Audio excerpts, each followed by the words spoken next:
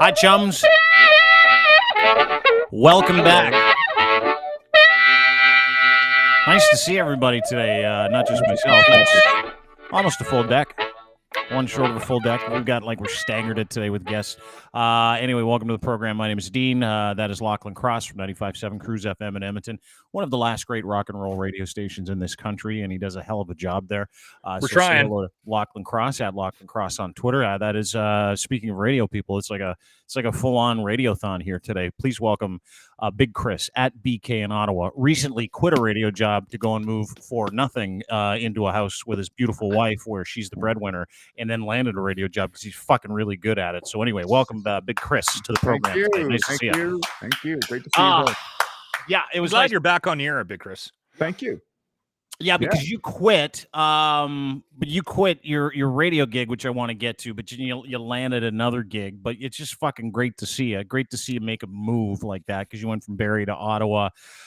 We all have felt that pain of like, hey, do I leave this gig? Do I not leave this gig? So we're going to talk about that. We'll talk a little bit about Russian Dolphins. We'll talk a little bit about crypto, and we'll talk a little bit about food a little later on today, because I wanted to get to it. Lochlin called me prior to getting on this show, and I said to Lochlin, how are you? And he said, right now I'm okay. However, I just had McDonald's, so I'm probably in for a tough afternoon.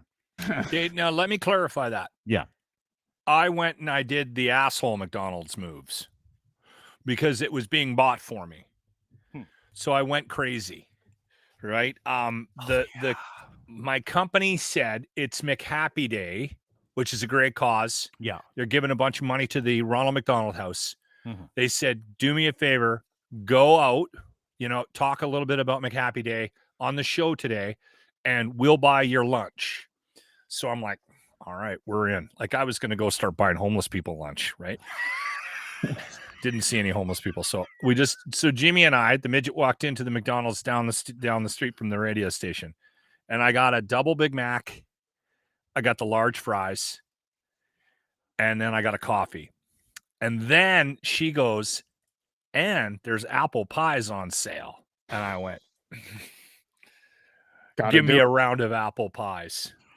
Then I did the fat guy move, Kris, and you'll appreciate this. Oh, yeah. As a previously big man yourself, I asked for a couple of tubes of mayo. Tubes. Okay. And I squeezed that out into a napkin, and that's how I crushed the fries. Now, that's a lot of food, even for a 240-pound man, and I know that this afternoon I'm not going to feel good about myself. No, there's going to be a toilet bowl reflection where you're staring at whatever piece of artwork is on the wall opposite your toilet, or whatever towel rack is right in front of you. You're going to get to know it really well. Yeah. Okay. The toilet reflection. Yeah, where you're sitting there going, why do I feel this way? Yeah. Why do I feel like I need to get a crowbar out to take a dump? Why is that? And then you realize it's because you just killed about 4 pounds of fast food. But we all feel the same way. And it gets worse the older you get, too. But what I found really interesting with Lochlin, when I was talking to him about his afternoon, he's like, can we talk about mayonnaise for a second? And I'm like, just on the like right now? And he's like, yeah. Is it the best condiment out there? Like, is it because it's like literally the only condiment? And I thought about it for a second. I'm like, I would have to agree. Like, the fact that he got all that food is if you're going to get all that stuff, all that food from McDonald's, and I love McDonald's, don't get me wrong, it's not something you should eat every single day. It's kind of like cucumbers. You shouldn't just eat cucumbers every single day, right? Yeah. You want to have a balanced approach, have some fun with your diet. Love McDonald's, got no problem with a McHappy Day. Wonderful. They do a good job with the breakfast sandwiches. Excellent job. Excellent job with their burgers. Excellent job with their chicken. I'm a big fan of McDonald's and McHappy Day. However, not getting mayo to dip your fries in is such a weak move when you load up on like an entire meal, right? Because it sounds like you supersized it on top of everything else. I did, yeah. And if you have, because if someone else is buying, you have to go full asshole, order all of it and supersize it. And when they say, oh, would you like to use a coupon? You say no. You say, no, I want to pay full price because my employer is paying for this and I want to soak them today. Yeah. But My All wife that may have aside. got some chicken wing or fingers. Did she get some chicken Some fingers too? McNuggets. Yeah. Oh, yeah, that's right. She got some. I'm surprised you didn't get meals for 4 days. That's the shocker to me, because that's what I would have done. But anyway, back to the Mayo. I may may not have gotten an ice cream cone on the way out either. I'm sure you did. Yes. I'm sure you did. But he was fascinated to learn, Chris, that Mayo comes in different flavors.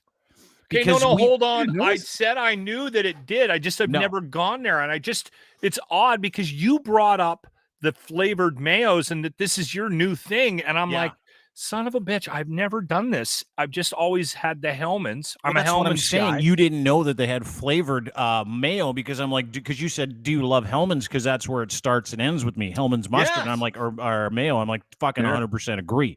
If you're looking for the king of condiments, it's got to be mayo. Number one. It's not mustard. It's not ketchup. Fuck relish. Those are just pickles with sugar and juice. I mean, who gives a shit about relish? You can do whatever. You just put a fucking garlic pickle on your sandwich and it's the same thing. Relish can go fuck itself. But if you don't have mayonnaise for your sandwich, or if you don't have mayonnaise as a dip for literally everything. You can dip everything in it. Chicken, French fries, vegetables. What the fuck do you think ranch dressing is made out of, for cock's sakes? That's just mayonnaise. Just mayonnaise. Yeah. With a whole bunch of herbs in it. So I tell Locke, I'm like, dude, Hellmann's is the best. Have you seen some of the offerings Hellmann's has? This is a little grown-ass man conversation about mayonnaise that we had like an hour to getting on the show. First round draft pick for condiments. Hellmann's real mayonnaise. Thank you, Big Chris. Yes. It's made with cage-free eggs. I don't know what the fuck that makes a difference in my sandwich, but it's delicious. This is what I have in my fridge, the Hellmann's olive oil mayonnaise dressing. Are you fucking kidding me right now?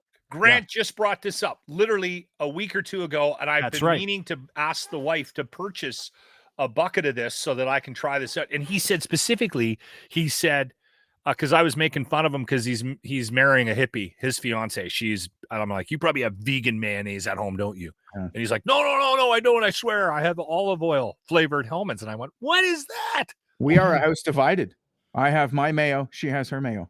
She has the vegan mayo. Your wife's the vegan? She's a vegan. She's not a vegan, but she just thinks she's being healthier, even though vegan food's packed with sugar to make up for the lack of flavor. Just so everyone knows, like, look at anything vegan. Side note, anything vegan. Look at the fucking ingredients. It'll be like all sorts of like starch and sugar and all sorts of crap to make up for the lack of fat and flavor that comes from animals. Sorry, I like animals. Yes. We are a house divided in the mayo department, and also spicy mayo. Motherfucking spicy mayo, guys. Okay, which one do you get? Which do you get? Hellmann's. Like a spicy Hellmann's? Dude, here, look at this. Hellmann's chili charger mayonnaise. It's hot. You get the restaurant-inspired chili charger. It comes in that upside-down squeeze bottle, too. You get the Coronation mayonnaise, which has got a little mango in it. It's a little fruity. And then you got the gravy-flavored mango. Are you kidding me? Gravy-flavored mayonnaise? Gravy-flavored mayonnaise. It's like all the terrible things they tell you to stay away from, and they put them together, and they put them in a squeeze bottle. Not done there. How about organic garlic roasted mayonnaise, or carefully crafted dressing sandwich spread, or the organic chipotle mayonnaise? They got not only organic, dude, to your point, and I didn't know they had this until you guys started talking about it. I was doing a little research while you were on. They actually have vegan mayonnaise? Yeah, they do. Yeah. This is it. It tastes pretty convincing. Oh, there it is. Yeah. Baconaise. You know what? Baconaise? Well, hold it. Can we fucking back the train up? That's bullshit. That's fucking bullshit. Vegan mayo that tastes like bacon? That's cheating. That's criminal. You go vegan, you don't get any bacon flavor anymore. I thought that was the contract you sign as a vegan. I thought. Listen, I don't want to make fun of vegans. I have friends that are vegan, but what the fuck is wrong with you if you're vegan? Honest to Christ. And then on top of what the fuck is wrong with you if you're vegan, what vegan goes, you know what I would really appreciate? If someone would make me something that tasted like meat but had no meat in it, because I really love meat, but I don't want the meat. Well, if you don't want the meat, then don't have the fucking meat flavored vegan anything. You're cheating. You're looking at your vegan history in the mouth, and you're taking a big dump on your commitment to being a vegan by saying, you know what? Absolutely. I'd like something that tasted like meat. Bullshit. You want meat. You're just too woke to eat meat. And you seem to think that the rest of us are worse people than you because you eat bacon flavored mayonnaise. Yeah. It's a cheat. It's a hack. Or it's a shortcut. This is the most fat guy conversation ever. Like, how long have we been just talking about mayonnaise? This is so fat. 10 minutes and 8 seconds. I love mayo. Like, I won't make a sandwich if we're out of mayo. I won't make a sandwich. I won't either, dude. You laugh, but we've got, I don't know, a couple thousand comments about condiments now. Like this person, Rhiannon, she's like, "Hey, listen, mayonnaise is universal for baking, cooking, and condiments." So kinda. Yeah. How else can you make an egg salad sandwich? You can't. Or it's impossible. Then it's not an egg salad sandwich. You know what it is? It's eggs with whatever the else shit you put in it. Imagine a hard-boiled egg on dry bread. Yeah, that's how I grew up. I'm with Paul. Like, there's, the number one draft pick has to be Mayo, but a second runner up for me is some of these. Like, I've been into mustards a bit. The fancy mustards, though, not the French's normal mustard. You're talking about the fancy flavored Dijon with the seeds in it and the funny taste and the sharpness. I've had some pretty fucking amazing mustards in the last few years. So if you go to like a farmer's market or anything like that, keep an eye out for like a cool homemade mustard. Yeah. I'm in. And they also spice up the mustards too. Yeah. There's Farm Boy, which is a big franchise here in Ottawa that's expanding outward. They've got their own line of condiments. They're like, man, if anyone can get to a Farm Boy, check out their condiments. That's all I got to say. But what is a Farm Boy? Is it like it's like a high-end grocery store? Yeah. Oh, is it? Okay. It's like no frills, but with lots of frills. I don't think we have a Farm Boy. They're just starting in Toronto. And they're just starting in the GTA. Yeah, I think Barrie got one a week after we moved away, and Newmarket got one maybe a year ago. And so like but it started in Ottawa. It's an Ottawa company. Anyways, they've got these crazy condiments, and they've got a spicy mustard. Just they call it a spicy mustard. It's the Farm Boy brand. Fucking deadly. Knockout. Is it awesome? Yeah. Mustard is number 2 for me, but it's got to be a Dijon or a flavored mustard. If we're going draft picks, number 1 is Mayo, number 2 is mustard. I could take or leave ketchup at this point in my life. I'm not a ketchup guy, but the one thing that I do is I take Chipotle and I'll use that instead of the ketchup, like some kind of Chipotle spread. You're welcome, by the way. Sriracha. You're welcome. Sriracha is also a nice little thing you can use to spice up your stuff. I mean, but I'm really happy we're having the Mayo conversation now. You know what I do with the grilled cheese is I take ranch dressing and then I pour you can get it at any grocery store. It's chalupa hot sauce, and it's kind of like Mexico's it's kind of like their ketchup. It's on Cholula is what it's called. Cholula. Yeah. I am not Spanish. But it's very good. And I put that in the ranch, right? And then I mix it up so that I got like my own spicy ranch. I want to vacation to Mexico with Locke. I just want to go and just see him struggle. I do too, just to see him like try to understand and communicate in a different language, because he has a hard time with English. I struggle in English. You don't need to go to another country with me to see me struggle. So, Kris, I want to get to some stuff that we're talking about. So back to you. By the way, Big Kris has got a podcast here on the network. You can follow him at BK in Ottawa. That is his Twitter handle. So make sure you follow him. You started working at a new gig, I believe. So you're doing like weekends at a rock station in Ottawa. But you left your gig. Is that correct? Yeah.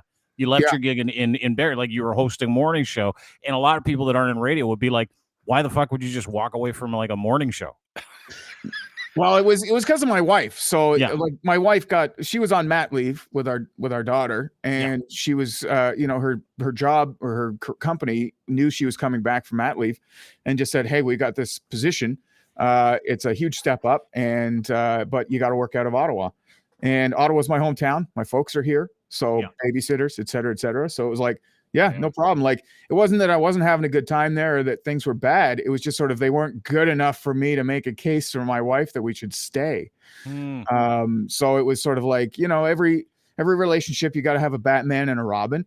And I was like, all right, I've been Batman for long enough. It's time to be Robin for a bit. So I look after my daughter Monday to Friday. And on weekends, luckily, I was here like 2 months, and I was able to squeeze my way into doing weekends on Shea 106 in Ottawa, which is a rock station. It's a big rock station, a heritage rock station in Ottawa. Say 40 years for me. Who's the morning show in Ottawa? Biggs and Bar. So that I have to go on air as BK on Shea 106 because it's Chris Biggs. You can't have Big Chris and Chris Biggs on the fucking same station. That's too confusing. So yeah, that's what I was wondering. Yeah. Who is that confusing for? Because it doesn't confuse me. No. Well, is that confusing saved. for the program director, or is that confusing for the audience? Because like all you do is just switch the names around. You got a totally different person, right? Like I get that, and I'm an idiot, right? Yeah. Well, I felt like it was kind of like joining a hockey team, and it's like, I got to change my number, I was like, whatever. I'm not that attached to it. I was okay. So listen, I'm not going to spend the story next quickly though about that because and you'll find this funny. So this saved me.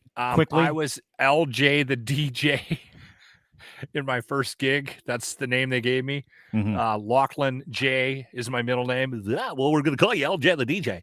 So I left after 8 months, went up to Fort Mac. There was an NJ, and the program director was like, "We can't have an LJ and an NJ." And I'm like, "Thank fuck," because I was sick of LJ the DJ.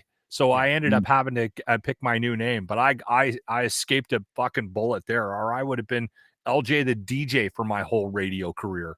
No good. Not cool. No, I wouldn't even have you on this show if you went by that. Actually, I'd be like, sorry, I can't because your name is way too fucking terrible. It's like the dumbest thing I've ever heard. LJ the DJ. But listen, I would love to take a big, massive dump on traditional media. I really would. But I'm not going to do that today. What I want to talk about is how fucking weird it's got to be from you going from working 5 days a week, right, as a morning show host. Yeah. Big gig up in Barrie. You had a purpose. You knew what time you were getting up. You knew what time you were going to bed. You had two people in the house. Your wife worked full time. You worked full time. But let's be fucking serious about doing a morning show. It's 4 or 5 hours of your day, right? And you're prepping all the time while you're taking a dump, or you're sitting on the couch, or you're like, fuck yeah, I got to send that note to myself. Basically, if you are a radio person, you know what I'm talking about. And if you were in radio and you're out of it, you'll admit to this. If you're in radio now, you won't. It's really exclusively for lazy people, that gig. Super exclusive company is if you are an incredibly lazy person who just loves to use your brain and your mouth and is averse to hard labor, you are in radio by and large, right? It does attract that type of individual. Bingo. So now we fast forward. You leave your radio gig. You and your wife make this big move. You and your wife look at each other and you're like, let's switch these roles around. I got a great gig. We're moving to Ottawa. You're like, fuck, let's do it. I'm going to support you. I'm going to be a stay-at-home dad. How is that going? Fucking mad respect. Like mad respect.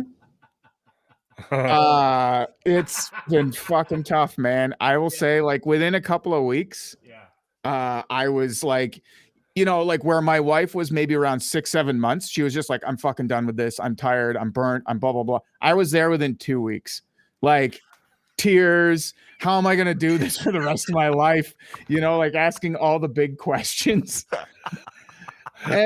And it didn't help. It hasn't helped that we have, like, my wife, she's on the road for work for 2 weeks solid.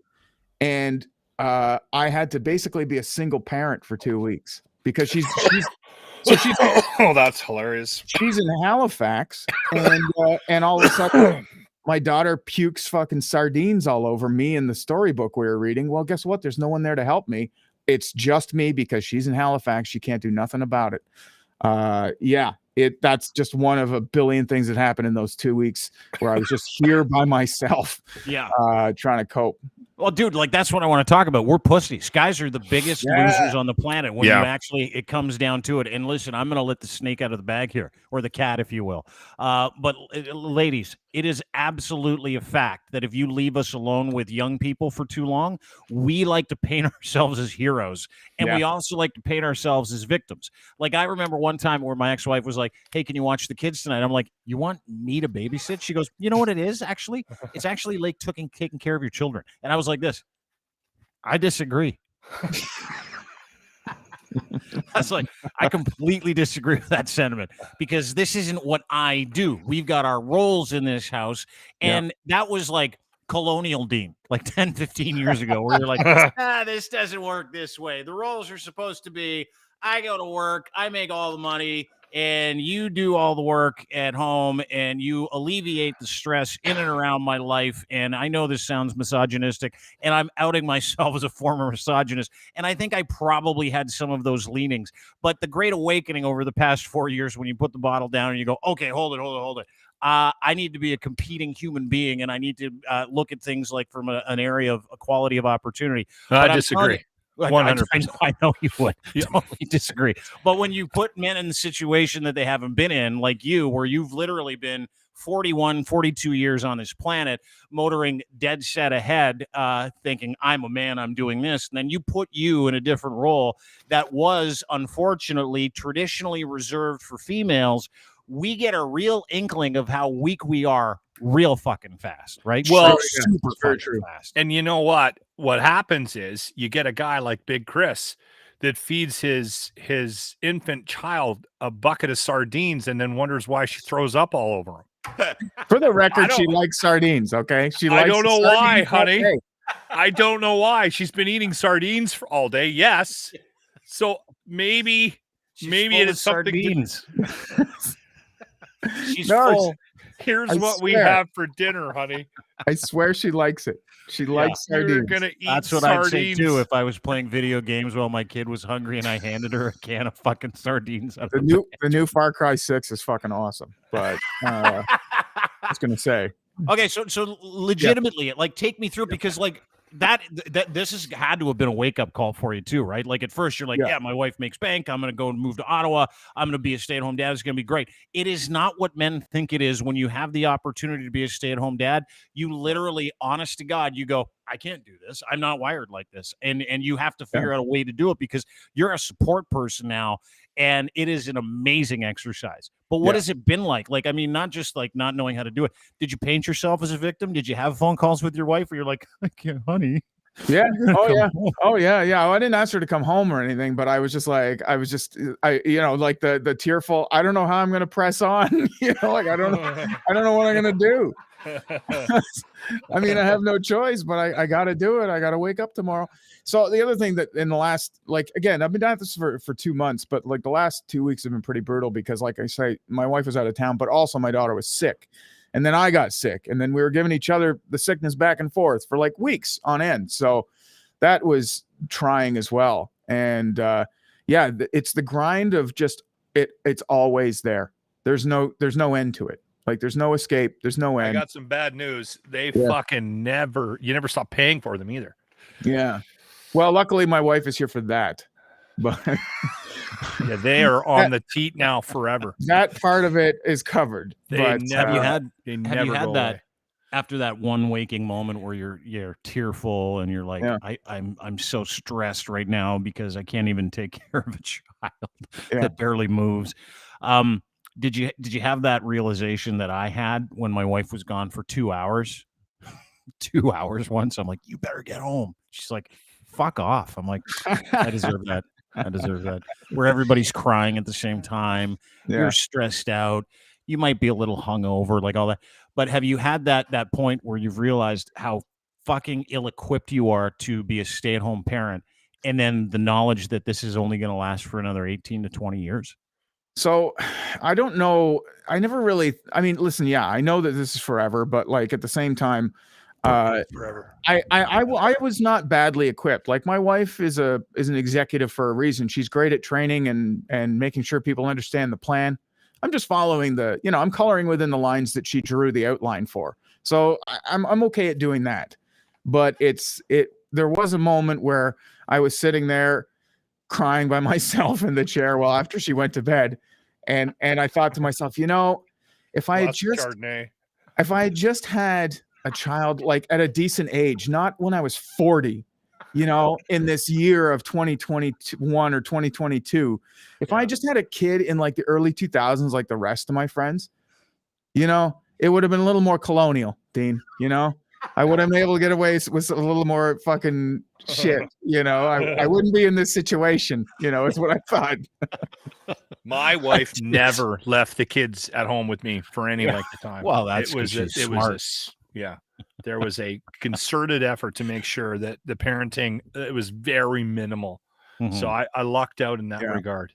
Well, I do have a tip for all parents, though. How old's yours, Big Chris? Fairly new, right? A year and a month old. Okay. So every once in a while, they will cry and you will not understand why. And there's nothing you can do. You change the diaper, you give them a bottle, everything, right? Mm-hmm. And your wife apparently isn't around much. She's traveling a lot. She's not going to see you do it. And I won't tell a soul. You just hang them upside down. No, you just don't. For a second. Don't do anything he says. Only if they're a fucking word he says about parenting. Works. Not 1, 0. Big Chris, it works. It works like a charm. They No, won't remember it. She's a year. Sorry, we're those fucking nerdy parents who taught her sign language. So I have a better idea of what she wants.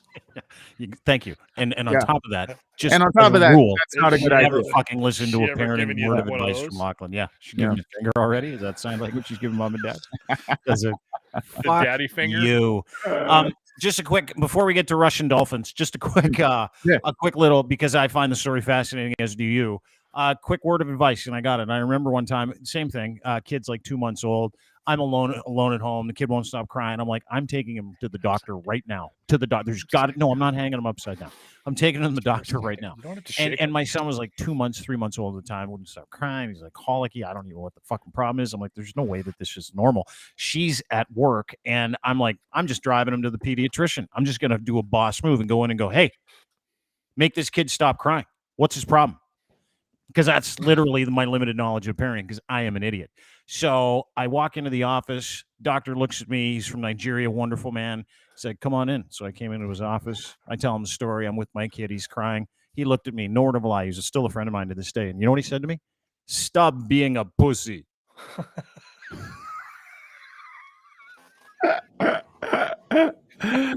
I went through this long, teary, drawn out. You won't stop crying, and I can't get any work done, and my wife's not here. And he just sat there like this, listening to me, like, like, and I'm like, I'm making moves with this guy. This guy knows what I'm talking about. I'm going to get some sympathy here. I'm going to get something out of him. He's maybe going to give me some drugs that I can give this child so I can calm him down. I'm like, is there food or drugs or anything? Is there something wrong with him? He's like, quit being a pussy. And then he said something that I was fascinated by. He goes, no child ever died of crying. And I'm like, that's a good point. All right. So I went home. I went home and gave the kid a bunch of Gravol. And then give the kid a bunch of Gravol. I had a great afternoon. And I went on with my drinking ways. But it gets in the way of your life. Like, you probably can't smoke as much pot as you'd like, Chris. I don't know. That's the other thing, too. Like, when I was sitting there crying, I was just like, my wife and I have this deal that, like, it's only after she goes to bed and she's been asleep soundly for X amount of time, or like for an hour, then I can go and toke up, right? But the rest of the time during the day, and I'm an all day. I used to be an all day guy, right? And so of course, you know, at 1 o'clock in the afternoon, when she won't go down for a nap, it's 1 p.m. and she's screaming in my face. Guess what Daddy wants to do? I want to get fucking high. But I don't. Yeah, but does it fill you with resentment? Do you look at that kid and go, you're really bothering me right now? The right answer is no, it doesn't. But the real answer is yes, it does. You little pipe blocker, you know? You little pipe blocker. You know, we're telling the truth here, everybody. You might think that we're misogynist. We're just assholes. No, we're fucking real. Yeah, I'm a piece of shit. Yeah, whatever. Anyway, it's great to have you here. Big Chris, BK in Ottawa, is where you can find him on Twitter. He's got a podcast here on the network. I was happy enough to do his podcast with him a couple of weeks ago. I think it was your first podcast back. In the new studio. And we were talking about having you on today. I'm like, what do you want to talk about? And you're like, dolphins with lasers. I'm like, fucking in. I'm totally fucking in. So he sends me all these pictures. I saw this story this morning. Dude, there's like it's getting to be more of a big story too over in Ukraine, and of course the skirmish. It's not even a skirmish; it's a war. Yeah. Russia invades Ukraine. We know what's happening, and the story that's kind of percolating, which we're all kind of talking about, is how Russians are using all these dolphins and beluga whales to like fucking shoot lasers and things and run bombs and like suicide bombs and stuff. And I didn't know it was a big deal, Chris. I don't know have you looked into this stuff? It's fucking wild. Yeah. I've done a deep dive on this over the last couple of days. I'm fascinated by it. Yeah. And the thing that really like blew my mind is that this has been on since the Cold War, since the 70s. The United States also has their own fleet of sea animal. I believe a stock of 70 dolphins and 30 sea otters. In the United States, we don't know Russian numbers, but we know what the U.S. has, and that's 70, 30 for sea otters. But they also, like you say, have a beluga whale with a surveillance camera on it. And yeah, there it is. That they found it off the coast of Norway. Yeah. And the beluga whale doesn't look like he's committing espionage, does he? He just looks like he's coming out of the water for a fish. He's like, hey, how's it going? Yeah. But this is the actual beluga whale that was discovered off the coast of Norway with a Russian camera strapped to its head. You can see it. Yeah, it's crazy. So so the one thing that I discovered too is that in the case of the dolphins, they have different ones with lasers on it, but another one that has like a syringe on the end of it, and it'll puncture you with the syringe, and it injects like CO2 into your bloodstream, and you explode if you're underwater. Holy fuck. Yeah, you get punctured by this CO2 syringe, and you're like, with the CO2 inside your body underwater, you explode. That's unbelievable. This is some like fucking 007 James Bond shit. Like, this is really weird and crazy, which is why I'm so and sharks with laser beams on their head, says Keeker. Exactly. Yeah. Because the one story that I read was that dolphin with the laser on its fin too, and he looks so fucking happy to have a laser attached to his fin, doesn't he? Look at that. He's like, look at me with the laser fin. The question I have is, this is backfired on the Russians, though, hasn't it? That was the sort of the basis of the story that I quickly read this morning, Big Chris. Oh, really? It's backfired? Yeah, it hasn't worked out completely 100% in their favor. No, like the stories that I read to compete with what Lochlin's saying is that, and to your point, Chris, is that, these programs have been in effect for quite some time. This is from a story that I pulled off of NBC, United States Naval Institute, reported on a variety of military topics, including the movement of ships, weapons, and dolphins in Russia. That last one is in code for a new name. It says they reported that the Russian Navy is using real dolphins to protect Navy ships. Now, where it's going wrong, as Lochlin is pointing out, is some of these dolphins apparently weren't like professionally trained. They were just kind of trained, and then someone was like, oh yeah, no, that's that dolphin doesn't know what he's doing, and they're like, why is he swimming in circles? And then they're like, oh, he's slamming into our own boats, and these dolphins have taken out 2 or 3 of their own boats over the past like month and a half, and they're like, maybe this isn't working, but the details are funny because the dolphins are, as they say, remarkably intelligent animals like dogs, maybe not able to be trained, but unlike dogs, dolphins are able to echolocate, right? They use the reflective sound waves to find objects, and they're finding these objects. But what dolphins don't have the ability to do, which Russia should have looked into before they started weaponizing fucking porpoises, they should have said, how do they know the difference between the boats? Like, how can they tell the difference? And they can't. So what I read this morning is like 3 to 6 different Russian motorized boat vehicles or Russian boats have been like legitimately detonated by Russian dolphins carrying bombs, just slamming into the side of their own boats. They're like, that's amazing. That's amazing. Boom. But it's been going on for a fucking long time. Well, like a long time. And you pointed out, sorry, go ahead. Yeah, they're doubling down on it because they've got the dolphin pen set up off the coast or the port in Crimea, like in the current war. They're going to use the dolphins on the Ukrainians. Yeah. Somehow. To what extent, though? Like, because clearly it's not fucking working. Their dolphins are just swimming around blowing up their own shit. Yeah. Yeah, that's the funny part. That's the funny part. It's kind of bizarre to me. That kind of like reflects like the entire war in itself. Like, Russia's military is just not equipped. You think? Yeah. It's been funny to watch, though. Yeah, and that's the thing is like none of their equipment works, but the guys down in Crimea are like, dolphins. Yeah, that's the solution. Dolphins. Yeah, we'll figure that out. Dolphins.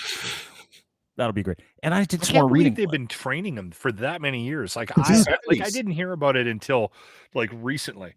Dude, it's hilarious because not only do they use dolphins, but they use, as you know, dogs have been sniffing out explosive, mules carrying equipment in Afghanistan in the 80s.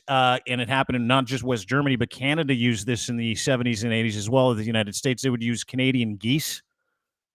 They would train Canadian geese as like alert dogs or alert geese, if you will.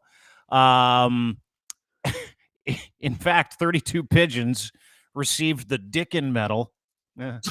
That's made up. There's no way there's a medal called the Dickin Medal. No way. There is. There is. 32 pigeons have received the Dickin Medal, described by the British animal charity that awards the Animals Victoria Cross during the war. The most recent recipient was a German short-haired pointer named Hertz. He got his prize this February for his keen ability to protect British coalition forces in Afghanistan, detecting drugs and electronics. The U.S. military uses stuff, right? Belgian dogs for similar purposes. Yeah. So this isn't a joke. Like this, they have dolphins with fucking bombs and laser beams on them, and they are actually being used in this conflict. That's insane. Right. Has the U.S. because Chris, you mentioned that the U.S. has been doing this. Has the U.S. used any like sea animals in a conflict before? We're unknown right now. Okay. If they have, it's been totally covert op. But, you know, everyone's worried about a nuclear escalation between the United States and Russia. I'm more worried about the seafaring animal escalation. It could happen, man. Maybe there's something we don't know. Maybe something we don't know. The monkeys out. Dude, then we're in shit. Dogs, horses, insects have been weaponized. Pigeons have been weaponized. Yeah. Monkeys have been weaponized. Sea lions have been weaponized over time. They have like an entire military animal complex. What about crows? Because crows are fucking smart. I know. And they're assholes too.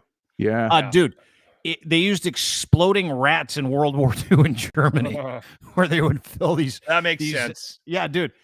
Prepared by the U.S. Special Forces against Germany, rat carcasses were filled with plastic explosives left in locations where factories were, and people would walk around and they would just like fucking explode these rats. And they would put explosives in horses. They would put They still do. I mean, you see it all over the place, right? They fill donkeys with explosives in like markets and in war-torn Middle Eastern countries like Afghanistan and Iraq. I mean, that's been going on for a long time, but. There's a conspiracy out there that if you Google Lyme disease, Plum Island, that Lyme disease was a chemically or genetically engineered disease that got into ticks, and then the ticks got out, and Lyme disease was made in a lab, and like as a weapon tried to weaponize it in ticks, but then the tick got out. If you Google it, it's a wild Google. It's a wild little goose chase. Like, do you know anything about Lyme disease? It's wildly difficult to diagnose. Yes. Yeah. My mom has it actually. Oh, does she? Okay. Yeah, it's very difficult. That's why I wanted to Google. That's how I came across that Plum Island thing. Plum Island's a research center off the coast of the U.S. I think Avril Lavigne had it for a couple of years, and she was like bedridden. Like it really hit her hard. Yeah. That doesn't surprise me. Nothing like lemon disease. No.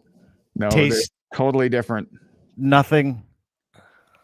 Anyway, sorry if you have Lyme disease and you really struggle with it. I made a joke about lemon disease being better than Lyme disease because it tastes better. Because I hate limes, I'd rather have lemon. Anyway, sorry about that. I don't mean to be.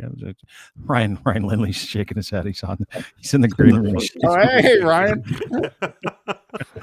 What's better, Lyme or lemon disease? I like it Sprite, like the both. I like lemon and lime together. Oh yeah, that's like a mix. Sprite of diseases. Yeah. No, I'm the same way. I feel the same way.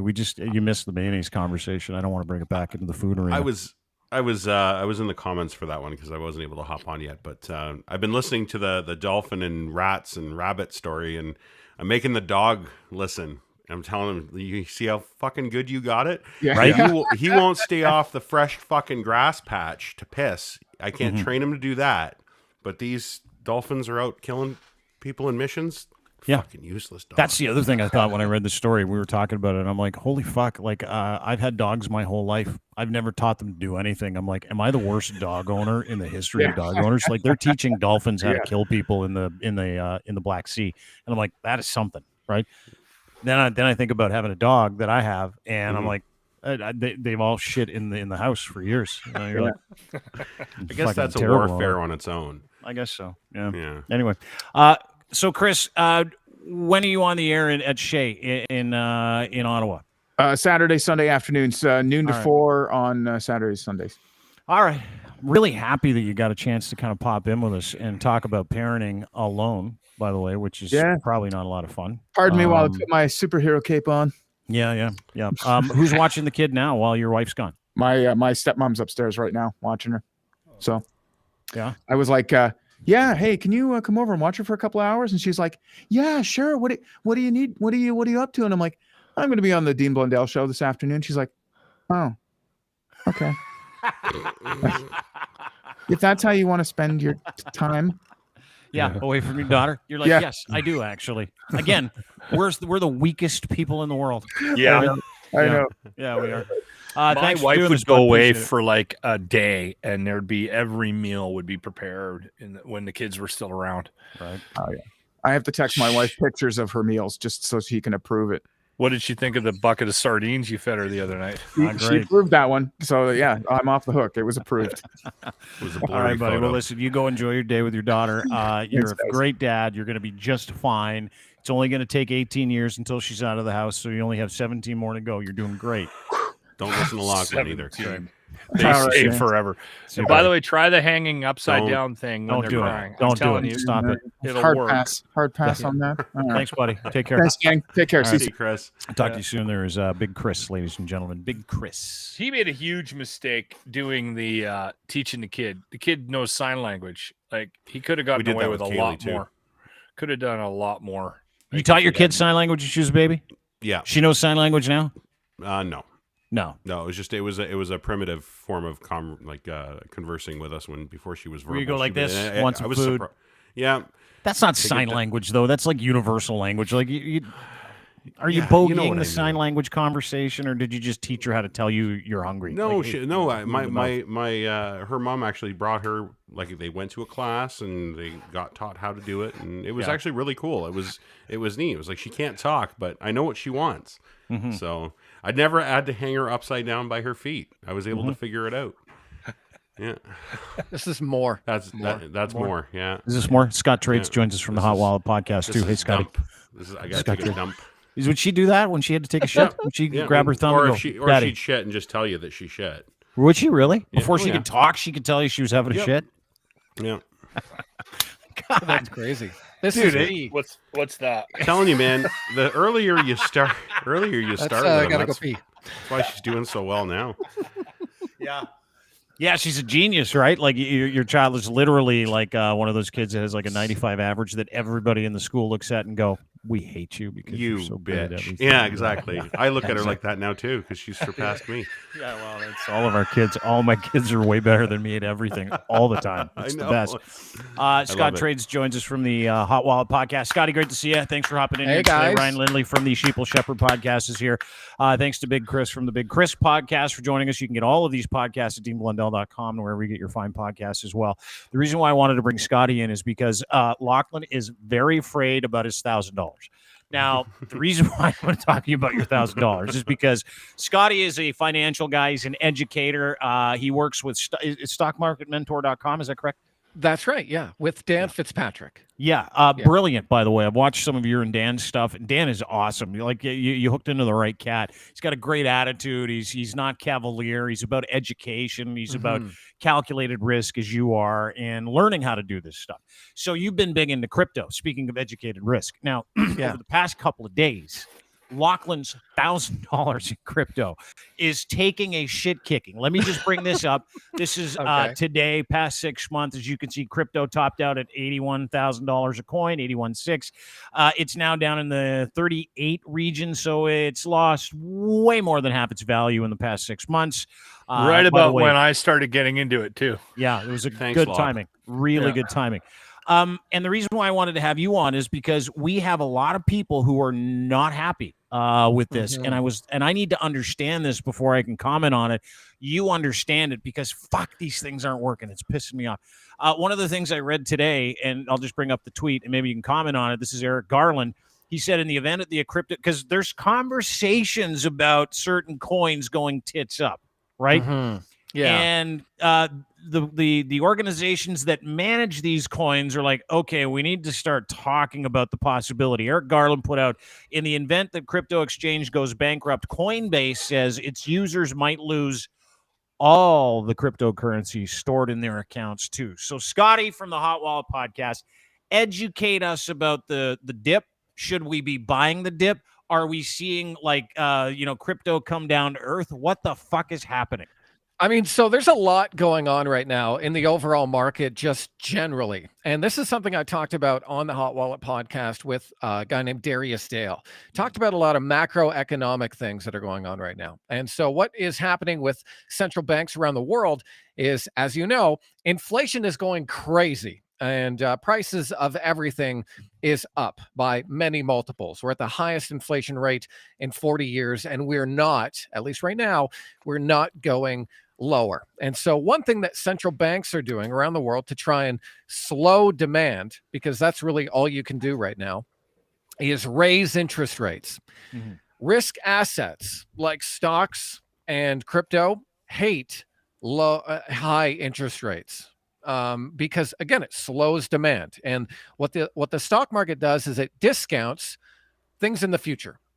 So if it sees a future economy where demand is slowing, well, we better sell everything because we don't know what's going to happen. If the stock market sees a future and the future is bright and people are going to be buying cars and buying houses and going on vacations and doing all these things, then they want to buy risk assets because earnings will go up in a lot of these companies. And so when you crush demand, the market prices that in. And so that's what's happening right now as, maybe you look at dollars and stuff. The US dollar is hitting high levels some levels that it hasn't hit since before the pandemic crash. Mm-hmm. And so when you increase the value of the dollar, the value of the denominator, then risk assets suffer. And so that's something that's happening right now across the board. It's not just in crypto. Crypto is getting hit exponentially because it is a higher risk asset, where a stock like Apple is taking a little longer to get hit. But it is still getting hit. And Tesla is getting hit today. Tesla's down about 8% today. Looking over my corner, Bitcoin is down about 5%. I got one of my cryptos. It's down 22% today, which is isn't it? That's comforting. It's a bummer. So I've been forced to. I'm just glad that I went on vacation.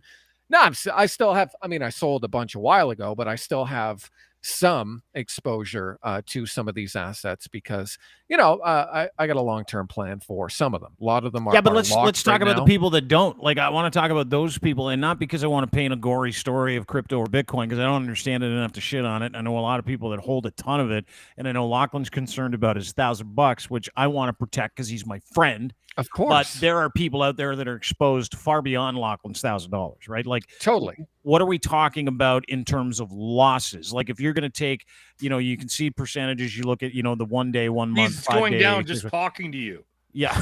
I lost another $10. Sorry, dude. God, I wish that was my problem, that I lost $10 today. My goodness. Okay, so take what take me would into I that. do? Now he's getting to be a cocky investor, right? Now that he knows what he's doing and he hedges. Look, his I bet, know right? $1,000 for Lochlin Cross. That is a lot of money. It's a lot of risk. I get it. There's a lot of I'm on the stress. But what are we talking about in terms of like monetary loss? If you were to translate it into fiat, what is like $80,000 a coin down to $38,000 a coin? Can't be good. Like what does that look like? What are we talking about money? Real money. Actually, I saw a tweet from Zero Hedge today, and they said that in 2022, I think it was like $30 billion of value has been lost by households, 30 billion around that. And I can look up that. I'll look up that tweet when we have a little second here, but it's around that much just generally in assets. So it's been a rough couple of months for everyone. And, I joke and everything, but I obviously feel the pain as well. But I do have long-term time horizon. And so I think time is on my side. Anyone who has held Bitcoin for 5 years has not lost money because Bitcoin has eventually gotten back to that price. That's at least been the history. Now, history okay, but what about those can dudes? repeat itself, but it doesn't have to. Yeah, but what about those dudes that like, I'll just bring this thing up again. Sure. Well, let's talk about buying the dip. This is 6 months. One dip, Okay. 2, 3, 4, 5, 6, 7, Yeah. 8, 9, 10, 11, 12, 13. There's about 25 to 30 dips in here. And a lot of people kept saying you follow a guy like Greg Foss, and I love his energy. I really do. He's like, hold your nerve, stay in the game, buy the dip. Well, if you keep buying the dip, you keep losing the dip as well, right? Like that's kind of what we're looking when you look at the 6-month aggregate over the share prices and where they've gone. You've lost $43,000 in 25 different dips. It does look bad, but have you guys heard of a company called PayPal? Yeah. So a company called PayPal is actually down more than Bitcoin. So I just saw someone go, Bitcoin's a scam. Well, is PayPal a scam? Because they're down more. And if you know of a company called DraftKings at one point was, I don't know, trading at like $70+ and now it's like at 13. Roblox is lower. Like crypto, it looks bad, but compared to some of the big stocks out there, well-known stocks, it has held up better than some of these crypto has held up better than some of these stocks. So I get it. It is not a great time in the market. But again, if you listen to the podcast that I put out a few weeks ago with Darius Dale, he talked about this happening and kind of warned people about being in the market right now. Now, if you do hold crypto or any sort of asset, if you do hold crypto or any sort of asset, what you need to think about is if you need the money right now. Do you need the money right now, or is this okay for a long term? If you need the money right now, if you need to raise cash right now because you need that $1,000 for something, like maybe Locke's gonna, I don't know, buy new clothes that look nice or something like that, or maybe a new yoga mat or whatever. Yeah. Then raise the cash, take the cash. You don't have to hold. You don't have to listen to people like Greg Foss, because Greg Foss has a 20-year time horizon. And so if your investment thesis matches with your time horizon, then you're going to be okay. But if you're looking to make money in the short term, let me tell you, as someone who is in the market every day, the last 6 months have been the hardest 6 months that I can remember over the past 5 years. Oh, yeah. So let me ask you a question, Scott. Okay. And I joke about your clothes, Locke. I think you look handsome. You can buy this shirt on the Locker Room merch page. I Hate Vegans, available now. Just go to my Twitter account. There's a link there. Good plug. If you have Bitcoin right now, is there concern? Do you think it's going to get to a point where we're going to lose it all?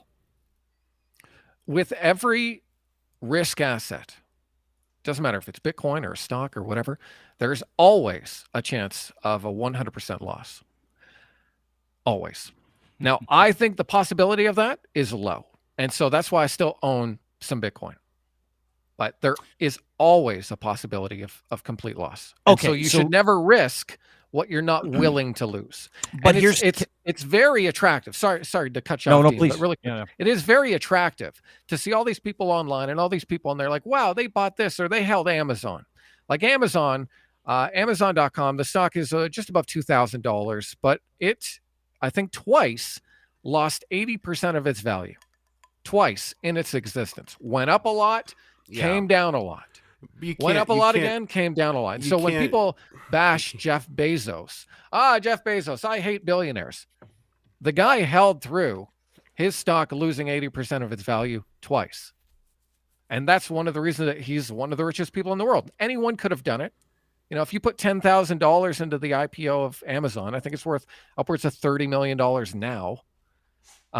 But that is where time horizon and investment thesis need to connect with anything that you're doing. And balls. You got to stay tight with balls, because it's lost half its. In the last 6 months, Amazon has lost half its stock value as well. Ryan, you wanted to say something. Sorry to interrupt. Oh, no, shit. That's okay. I was just going to say. Another, I have lost moment to moment. Stop looking at it, Locke. Don't look at it. $16 since you've been on the podcast, Scott. So, sorry, Ryan, go ahead. No, I was just going to say it's tough to make it a comparison to a tangible asset. You can't put them in the same. You can't compare them the same way. You're comparing the risk of a tangible company to pretend money is what you're really basically doing. It's not as cut and dry as you're making it as an apples to apples. This is apples to oranges 100%. That's what crypto is. So Yeah, it is. But like the thing about it is it's such a hot topic, right? Which is why I wanted to have Scotty on, because he explains things so well. Download the Hot Wallet podcast wherever you get your fine podcasts as well. Google, Spotify, Apple Podcasts. Hot Wallet is the name of Scotty's podcast. He's really good. You can follow him on Twitter at Scott Trades. You can see his name in the Chiron there, so give him a follow. But am I hearing you? Hang on. Am I hearing you vacillate on crypto for the first time? Am I seeing, because I see it in you, and I heard you say something that really interested me in this podcast where you're like, I still have some crypto, and you kind of told people that if you need the money to take it out, even though you're not telling people what to do. And I know you can't and won't and you wouldn't, but is this like a crack in the crypto armor, or is that what you're seeing? Like, are you starting to go, or are you like real bullish and trying to give some perspective because the rest of the market's down and this is just in the market? Totally. No, I still have some. I added today. I bought more crypto today. I bought about $1,000 worth just out of my bank account. You stupid idiot! It just lost $16. Lochlin just told you lost $16. Because I have a long-term time horizon, and because I still have a cushion from when I initially entered. I still am okay with a lot of my investments. Okay. Now, to Ryan's point, like a company issues stock, and Bitcoin is a digital property. And so that's the difference. That's how the IRS in the United States looks at it. And there's only a certain amount of Bitcoin. That's why it has value, because it is scarce. It is a scarce asset, where a company like Amazon can come out tomorrow and say, you know what, guys, we're actually going to issue another 100 million shares. There you go. We've liquidated, we've downed the value of what you currently own. And that can't happen with Bitcoin. And so that's the difference between having a digital asset and having a stock of some kind. Yeah, because it just most takes a digital dump all assets, by itself. It's good. What's that? I said it just takes a dump all by itself. It doesn't need somebody to issue any more stock. Well, I mean, that's being in the market, right? Yeah. And that's the risk. Yeah. That's the risk you take by being in the market, whether it's a stock or whether it's should I be buying? Asset. I can't tell you whether to buy or sell. I did do some buying today. I bought something today. So one of the reasons that the market is crashing is because, and Dean, I do want to talk about the Coinbase thing. Yeah. I got it here. Do you want to talk about it now, or you want to talk about Armstrong's email or Armstrong's tweets? Yeah. Okay. Let's talk about this, and then I want to talk about one of the reasons that Bitcoin is getting hit so hard. Yeah, please. Here's the tweets. Go ahead. What are these? Yeah. From a guy named Brian Armstrong from Coinbase. Yeah, so this is the CEO of Coinbase, and to your article that you brought up, essentially this is something that hasn't been tested in a court, and so I guess legally they have to put this in their terms and conditions that potentially, there is no precedent set for this. They have to disclose there is a possibility that if Coinbase or any exchange goes bankrupt, that they could potentially take those assets of the people that are using the platform and give them to anyone who they have to pay for their bankruptcy. Now, this is something that I have never seen in crypto before. It's not something that I've seen even from an exchange before. And I don't know. I haven't looked in the terms and conditions that much of like a stock exchange, but this is one of the reasons that if you do own crypto, you do ideally want to have kind of a hardware wallet, especially if it's a lot, like if it's money that you can't chance losing. You want to take it off the exchange, maybe put it in a wallet. It doesn't have to be a hardware wallet, can be a digital wallet as well. And there's a lot of them out there. And so this is something that, I think Coinbase is going to get a lot of backlash from. But ultimately, legally, they may have to put this in there, that there is that possibility because it is a new asset class that hasn't been tested yet in a courtroom. Okay, so explain this to me like I'm 3 years old and I've never invested is Shake in Pay anything. That? No. So let me just ask you a question. So the Brian Armstrong, the CEO of Coinbase, is explaining that, and he calls it a black swan event. If there is a black swan event, that they would go out and take the crypto assets of the people that had purchased their assets and remove them from those wallets and give them to their creditors. Is that correct? So like anything if that ordered by a court, ordered by a court, they could potentially have to do that. But that's what he's saying in that second part. These legal protections have not been tested in court. So because there is no precedent for it. Yeah. That could happen. Gotcha. And so legally they have to do that because they could get sued again if that ever happens. Like if a 2008 financial crisis happens, the S&P 500 drops 1,000 points in a day, that kind of thing. And maybe, these companies have to pay creditors or go bankrupt. There is no precedent for crypto assets in court right now. Now that might happen, and then where, the people don't have to give their assets up, but for now it's untested. Does that make sense? Yeah. Locke, I didn't mean to interrupt you, dude. Sorry about that. No shit. No. I wasn't jumping in at all. I will say this though. This Brian Armstrong runs what? Coinbase. Yeah. And so he's like a CEO. He's a big deal.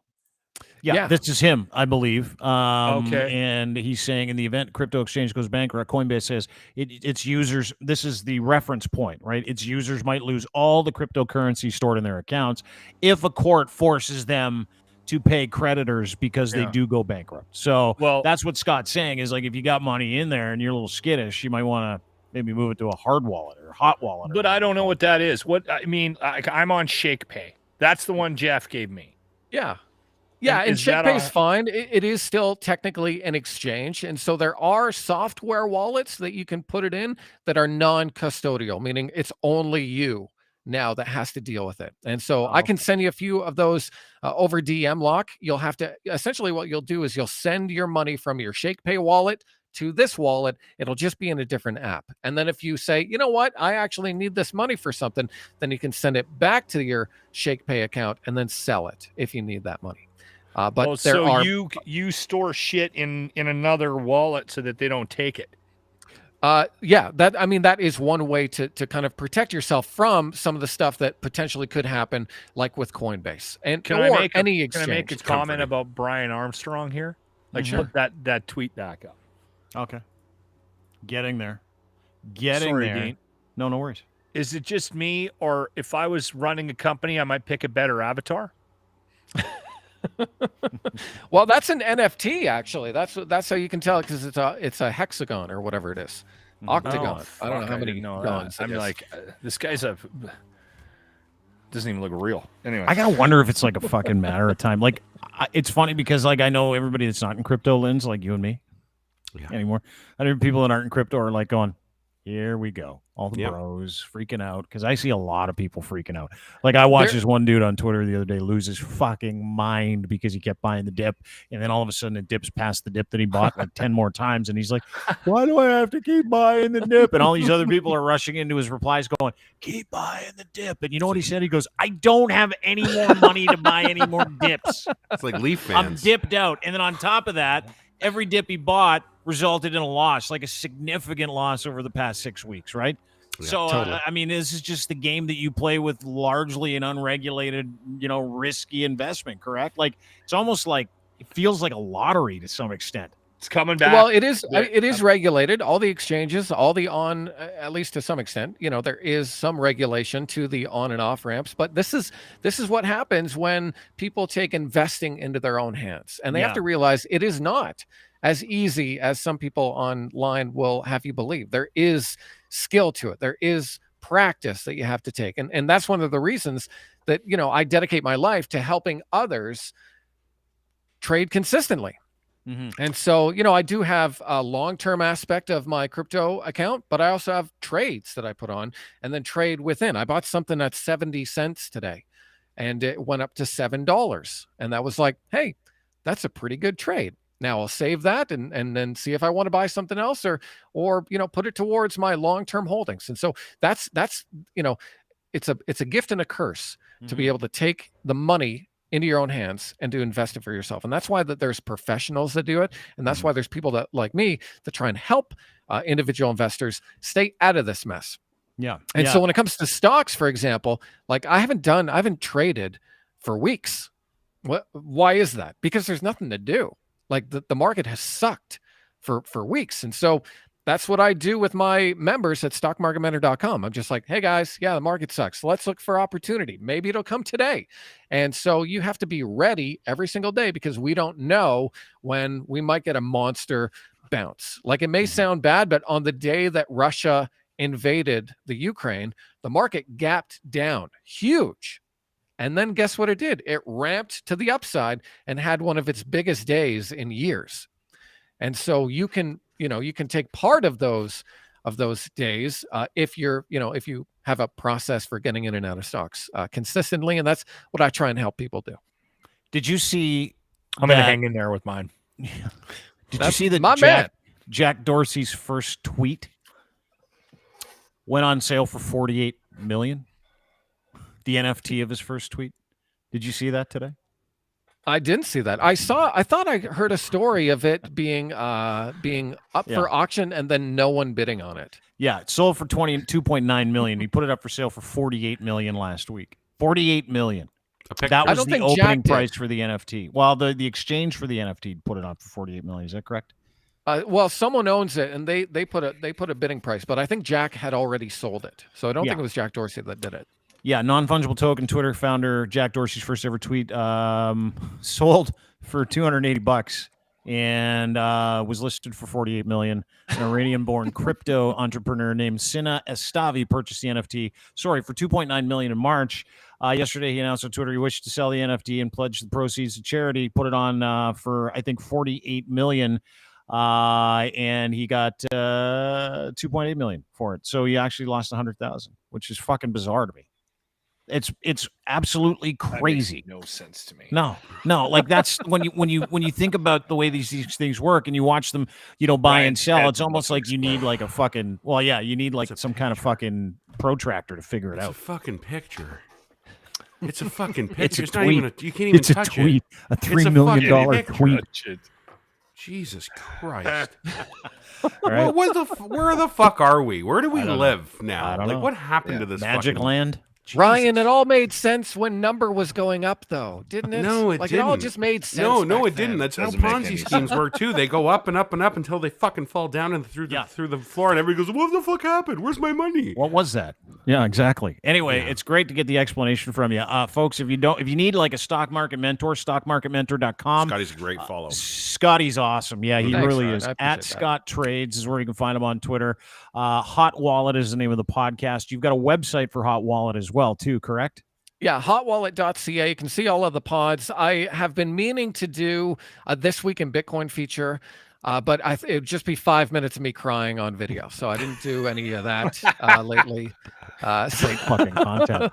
This Week in Bitcoin. Just show a bunch of bros in Vegas handing their watches in at pawn shops going, I bought the dippity more. And just if you do have that long-term time horizon, and just stick to that, and just ignore the short fluctuations. Because clear that statement up though really quick for people in the comments that don't understand that's investor speak for you have money. If you have money to play with, then do it. If you don't have the money to play with, don't do it. That's all that. 100%. Yeah. And nothing is yours until you sell. And that's one thing to really be, really consider, because some people will put money into their account and then they'll see the number go up and it'll be, wow, this is amazing. And then the number will go down and then they'll think, well, I'll just wait till it comes back up. And so if you see, if you're investing in something and you see a number in there where you're like, wow, this is really going to impact me, take some off. Sell some into that strength. Last question. Rihanna has it from the comment section at deanblundell.com and the YouTube page. Is there a site where I can buy weed with Bitcoin? That was my only interest. Yes or no? Is there a site that takes weed? I bet you there is. I think there used to be. There used to be a site called the Silk Road, which is one of the first actual sites that used Bitcoin as a medium of exchange, and they were selling everything on there. Anything that's bad that you can think of, it was for sale on there. And eventually, I think they cracked down on that. Drugs too. Oh, did they really? Yeah, exactly. But really, again, appreciate coming on here, Diener. Thanks, good buddy. to see you, Locke. Good to talk to you, Ryan. And just again, know what your time frame is with anything that you're doing when it comes to investing. If you're like, I'm going to hold this for 5 years, and then it goes down, well, just remind yourself, oh yeah, I said I was going to hold it for 5 years. So okay, if that's my plan, then I should look at this weakness as potentially a buying opportunity, or you know what? I don't want to put any money. I'll wait till it starts to firm up. And so keep an eye on things. And if you're interested, do the research on Bitcoin. That's what I would say. I'd say, anyone who has researched Bitcoin for 10 hours gets it. And I mean, actually do research. Don't just read lines from people on Twitter.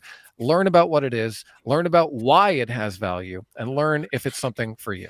Don't tell me what to do. Okay. You're not my real dad. Appreciate you, brother, as always. 2 weeks See you reading guys. about it. I fucking know. wouldn't have a clue. Scott Trades on Twitter, See you, Scotty. stockmarketmentor.com. Appreciate Good to you, see you, pal. buddy. Talk to you soon. Later, guys. I'm hanging Thanks in so there. much. I'm hanging in there with my $1,000 Bitcoin. $8. Dude, you should you get really quiet when we talk about money, especially when that money is going down. Well, You okay, get real quiet. I'll give you a little bit of background into Locke's life. I was born. I was born. I'm trailer trash. I'm as close to trailer trash as you could possibly. You're in a get. van, weren't you? Okay, You live in a van? My mom had me when she was 16. My dad was 18. My dad left my mom when they were in their early 20s. Did not last long. Raised by single mom. On my own, very young age. Got sat down at 12. This is actually the most important thing that ever happened to me in my life. I'm not even kidding. I'm not even joking. Kids or marriage? None of those things? No, nothing. Okay. This and leaving Yak. Two of the most important things that ever happened to me. My mom sat me down when I was 12 years of age, and she said, "We do not have a lot of money. You're never going to have a lot of money. And if you want things like a car, like clothes I can't buy you, you need to get a job." And I went out and I got a job. I have been working and I have never been unemployed in my entire life since 12 years of age. My SIN card has my 12-year-old signature on the back of it because I needed to get one to get the job that I got. Before I got my SIN card, I had to go into town to get it. To get the SIN card, I got the job first. I worked all through high school. I worked all through radio school. Then I had kids. And I still have no fucking money. And they're still in my pocket, and they're both out of the house. I just know that I am going, and not only that, I'm going to have to stay on the fucking air until I die because I have no money. Dude, that's what they make oldies radio stations for. Guys like That's you. why, yes, move over Brian fucking Hall. I'm the Yes. next Brian Hall of Edmonton, News. Alberta. Read the I will news. be here. I will be here until I die. We've been lacking at Casey Kasem for years. We need Yes. you. Yeah. So that's just when I started buying Bitcoin was in November of this year. Show that graph. Yep, you're absolutely right. It's me. Somebody in the comments earlier said Bitcoin left in October to buy smokes and never came back. Yeah. Look at that. November 11th, 2021 is when it started to take its large shit. Yeah. I bet you that's the day I started buying. I swear to God. So you're like I King don't know if Midas that's the reverse. day. That's not, I don't know if that's the day, but it does I know it's line the up day. because I know that that's right about the time that I got some Bitcoin and I got out in You cashed out December. right away. Yeah. I got out in December, so I'm like, fuck, I'm going to buy Christmas presents with this. Who Smart. cares? You know And what? that- I will that- tell you another story. Okay. What's that? I never had Netflix, and the girls used to get mad at me. This was years ago, and I'm like, I'm not paying for Netflix. We pay like I'm already being violated by a cable company. I'm not going to go pay more money. You want to watch something? It's on TV. I am not going to get violated by a streaming company. And I got berated by everybody. Everybody in my life was like, kids. "Oh my God!" Isn't Yeah, your I can't mother-in-law involved in this story somehow? My mother-in-law was just mortified that I didn't have Netflix, and I refused. I stuck to my guns. I did not sign up for Netflix. Yeah. Finally, everyone in my family started buying me Netflix gift cards. So they bought me these $25 gift cards, and I literally had like $250 worth of Netflix gift cards. You played it perfectly. Okay, no, but hold on. Here's the Okay, story. sorry. So I said, okay, fuck it. I'll sign up for fucking Netflix. And everyone's like, you'll like it, Locke. You'll like it. It's great. It's a great service. You should have it. The kids want it. Yeah. I sign up for Netflix. I literally get 11 months free. I'm not even kidding. I sign up. I'm not paying Netflix for 11 months. 12 months goes by. The first increase in Netflix happened. I swear to God. I sign up for it hadn't, and I even got told this. It hasn't gone up in 10 years. Yeah. What makes you think it's going to go up? I was on the air telling people I will not sign up for Netflix, and I'm doing you guys all a favor because as soon as I start signing up for it, it's going to start going up. It's true. You're King Midas in reverse. Everything you touch turns to shit. Turns to shit. Turns to a big flaming bag of shit on your driveway. I swear to God. Now what happens? Go look at your Netflix account. Yeah. Every year since I've signed up, it goes up like 25%. Now Netflix, I can't get rid of it because everyone I know has and my you're account. hooked. Yeah. And you're I'm hooked too. on Ozark. Oh, and here's the thing. This yeah. is the other thing about it too. And Lynn, sorry, I'll get right to you in just a second. My apologies. But here's the other thing about Netflix that not many people understand is that when you get Netflix, you get it for a couple of reasons. One is to keep up with everybody else that has Netflix. Really, right? That's all it is. Like everybody's talking about a show. You're like, fuck, got to get Netflix. So I got to talk about the show. Yep. But the other reason you get Netflix is no commercials. Read a really incredible article today that said, guess what's coming to Netflix? Commercials. Yep. So they're legitimately taking that, and every streaming service is going to do it because there's a little something going on called market saturation, and there's a little something going on called overexposure because the markets have crashed, and these are all publicly traded companies. So Netflix is partnering with a company called FAST, and the goal is to bring streaming commercials to Netflix, and it should be happening in the next 6 months. And by the way, they're not going to be lowering your Netflix price when they come out with commercials. They're just using it to subsidize their multi-billion-dollar enterprise. They will be offering a premium Netflix package that is commercial free that you'll pay twice the price for. So I'll tell you what, everybody, I'll do you all a favor. You can see. I will cancel my Netflix subscription, and it'll go back to the base price it was 6 years ago. Do it. Sell your Bitcoin too, so we can go back up. Well, that's what I should do because I could prove to you right now, I've lost about $400 on my Bitcoin since I've been buying. I did the math. I'm down about I'm down $400 almost to the penny since I started buying it because I've been putting in a little bit here and there, right? I've been adding to my Shake Pay account. Buying the dip. I've been buying all those trying to dips. buy the dip, and it just doesn't make. But I'm putting like $30. Yeah, but dude, look at the dips you're buying. You bought 30 dips in the last 6 months.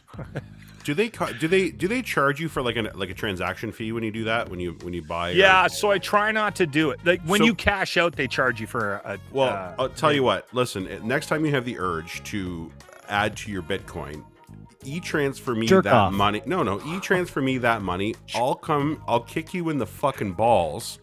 And I won't charge you a penny for it, but I'll keep the money. There won't be a service fee. Zero charges. Actually, we should do an experiment. I should cash out. I should take my $400 loss, just chew on it right now. Yeah, like just take it in the. Well, you made more than that when you first got into it too, right? So it's probably going to be a wash. No, I've lost $400. If you take a look at everything that I have put into it, I've lost $400. I read a story about a guy today that lost $21 million in the last 2 days. And you're fucking screaming about 400. I need people that fucking money. I need this money. People borrowed against their homes in the last to buy all these dips. Dude, that's the fucking crazy part. Is I know people that borrowed against the value of their house to put more money into all 30 of these dips, and they just kept losing and kept losing and kept losing, which is what makes me talking about your $400 even better. I fucking love it. We could do a test here. I'll get out of Bitcoin, and it'll fucking skyrocket. We'll be reading a story next week about the biggest increase in Bitcoin in the history of mankind. Because you got off. Hold on, what is this? It's no different than leveraging against a tangible asset like your house and going to Casino Niagara and putting it into a fucking machine. There's no difference than that in Bitcoin. Boom! Roll the dice. Speaking of terrible decisions, and we'll end with this, even though this is going to take us a while. It's our last subject, just letting everybody know. Did you see Jagmeet Singh walk out of an office in Peterborough the other day? Now, Jagmeet Singh is the NDP leader of this country. Is this the Peterborough burger, guys? Mm-hmm. You got it. Yeah. Okay, because I wasn't sure who it was. I just watched the video quickly. I didn't actually get all the details on this. What a bunch of dicks. So hold fast mouth breathers. Yeah. So I wake up to this video today and I'm like, this is fucked. Like, I've seen fucked. We've watched The Convoy. That was fucked. rolling turds, thunder, that was fucked. The general weekend protest, just largely, a homeless kind of karaoke party, fucked, but not. Well, it is, dude. Like, it's a way of life for these people now, right? Yep. And I get that part of it. Like, I get the convoy people wanting to be with their people because they finally found each other out of the basement after 30 years of wandering in the loser dark. And I understand the picnics and the getting together with people of like-minded idiocy. I get that. I totally get it. And Alex said something yesterday in the podcast that we talked about, 2 days ago, about people in Ukraine. They're fighting for people's ability to be able to voice their opinion, like we're seeing in this country, right? So you never want to get too aggro about the way democracy works if a difference of opinion pops up and there's room for it in this space. That is not what this video will show us.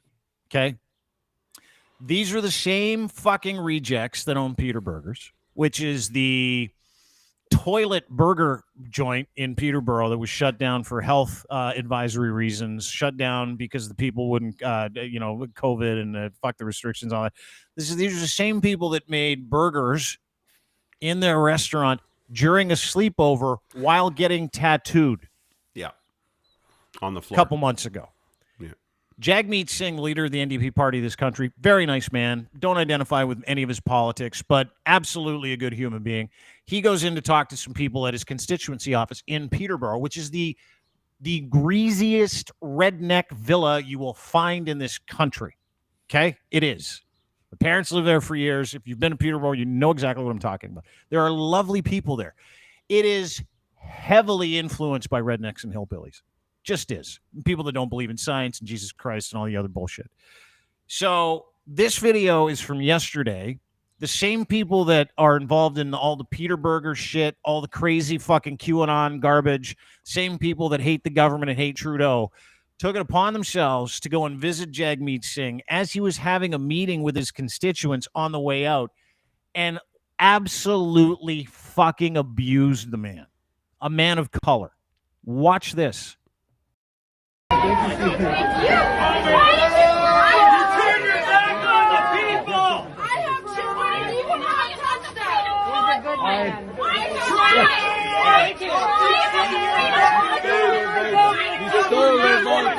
Piece of shit. Go fuck yourself. Go fuck yourself. Look at you, fucking dude. You fucking lying piece of shit. You're a piece of shit. Talk shit about us freedom-loving Canadians. You fucking traitor! You're a fucking traitor! You're a fucking traitor! You're a fucking traitor to this country! Fuck you! You fucking freedom convoy! Go fuck yourself! Fuck yourself! Ugh. Did you get that? You guys, did you get all that? Let me play it for you one more time. Very well. Oh, unbelievable! He handled himself really well. He always does. I don't know if I would have been that cordial. This is not the first time he's gone through something like this. He had that. Remember that video that went viral of the heckler that came up on stage with him, and he just kept telling her, "I love you. I really care about you. Trying to do this job for you." Yeah. Yeah. And she just kept doing the same thing we just watched. Yeah. Let me play it for you again.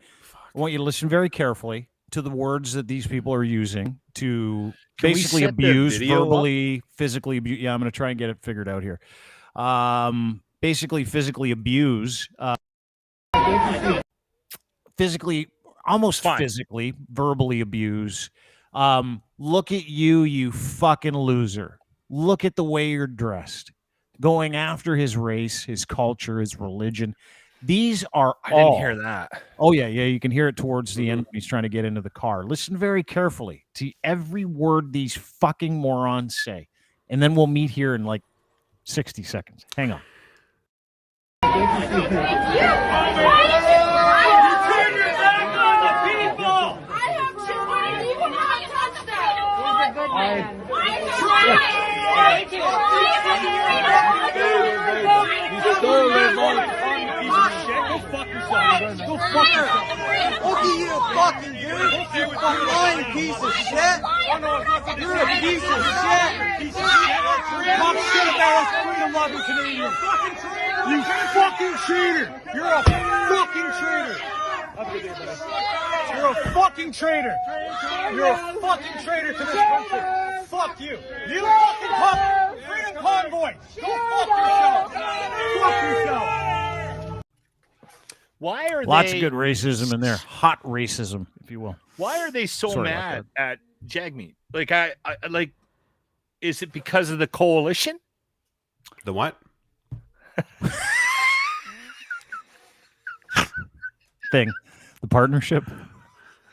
Is that what they're mad about? His No. his annexation, whatever the hell you want to call it, with Justin to pass the budget.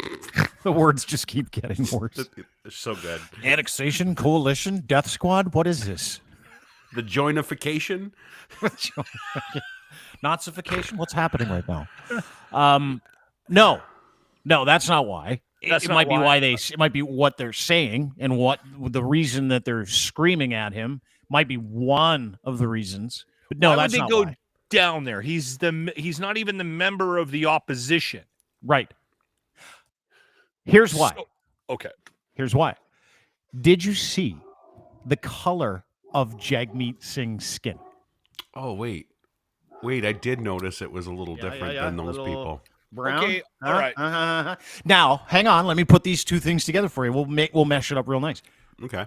Did you see the color of the people who were virulently angry? Did you see the color of their skin? Did you see that? I did. White. Yeah. Now, here's the thing. No, hang on. Let me just back it up. Let me back it up. Okay. So he is a brown man. They are white people. Those white people are fighting for their white way of life, white supremacy. Now, hang on. To understand it, you have to know the people involved. Roy Asseltine, virulent fucking piece of shit. His wife, Nicole Comber, I believe her name is, and another piece of shit. Watched them dress Karima down, threaten her for probably 40 minutes straight, like physically and verbally threaten her in a video at the convoy. And then I watched them threaten other people of color and other women because they won't go after white people. They never do. They only go after the people that they think they could lord something over. And to a man, every fucking white supremacist and racist, including that ginger with the enormously long middle finger, by the way, that was a very long middle finger, including the ginger, they look at Jagmeet Singh like he has come to their country, born in Canada. He has come to their country, and he is ruining their colonial, honky, bullshit way of life. Okay. And therefore, they take every pain and piece of anger that they've been able to manufacture over the years, and they put it into this idiot snowball, and they throw it at people like we just saw there. And I don't care what the intentions are that we might think they are. Optically, that is exactly what we watched. We don't know intention, but when you see like 20 fucking crazy redneck hillbilly cocksucker assholes surrounding a man in a turban, calling him a piece of shit and a fucking cocksucker and a traitor. By the way, in their tweets, they were calling him a traitor with a D and an E and an like day trader. Fuck, it was unbelievable. That is what it is. Because what we're seeing is the reality of the actual event. The reality of the event is you had a whole bunch of fucking angry white people that are angry that their colonial way of life and their Jesus-ridden way of life is not being fulfilled and their expectations are not being met. Go after a guy that they can go after because he is not from this universe that they like to think that they share. Okay, I have a question. Let's have a quick conversation. Because maybe you can help me understand this. Yes. Because I am not saying they're not racist. I'm not saying that wasn't what might be part of the motivation. But let's just say, hypothetically speaking, yes, we have one of those individuals, we get him in a calm moment, and we have him in a room. Waterboard. No. Okay. I want to have a conversation with this individual. Okay, let's say that we're all calm, and we'll even put a name on the guy. What's the name of the guy that owns Peter Burgers? Roy Asseltine. Okay, so Roy Asseltine is in a calm state of mind. We can have a calm conversation with him, and all I ask Roy is, Roy, why were you at that restaurant And why were you guys yelling at Jagmeet Singh? What is he going to say? Is he going to say, guys, he's a brown guy? No, what is he going to say? What's he going to say? He's going to say, oh, he's a traitor to this country. And you're going to ask him, well, what do you mean by that? What does that mean? Freedom. Freedom. That's what that means. Freedom. They're taking away our freedoms. What freedoms, Roy? Everything. It's tyranny.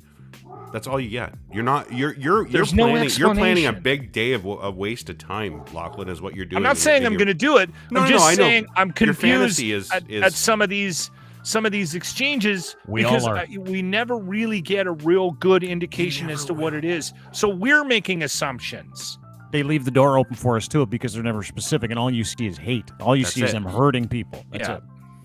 Yeah. And then and to Ryan's point, your question, you can't answer that question with these people. You're never going to fucking sit down and have a normal conversation with Roy or Nicole or any of the fucking ass munchers that made like pubic burgers that night. They all got tattoos. Like, are you fucking kidding me right now? They organized a scream fest where I don't know if you heard the first part of that whole fucking protest or whatever it's called, the assault. They assaulted the man. I don't know if you listened to the first part of that. This woman is screaming, "You're not going to touch my kids. Yeah. You're not going to touch my kids." Like, Jagmeet Singh is a family man who just walked out of work and was like, okay, yeah. What is that? Like, no one knows. Like, where does that come from? I'll tell you where it comes from. And Ryan, I could be wrong, but you as a political person, you as someone who's got some history, this comes from like severe emotional illness. Like, that's all it is. I'm sure that's who's left. There's a lot of that, but there's also a lot of conditioning, and they've been conditioned by their political, whoever they follow, like Pepper Potts, to be this way, to think that we always make the joke that they're victims, perpetual victims. They are. They've been told that so much.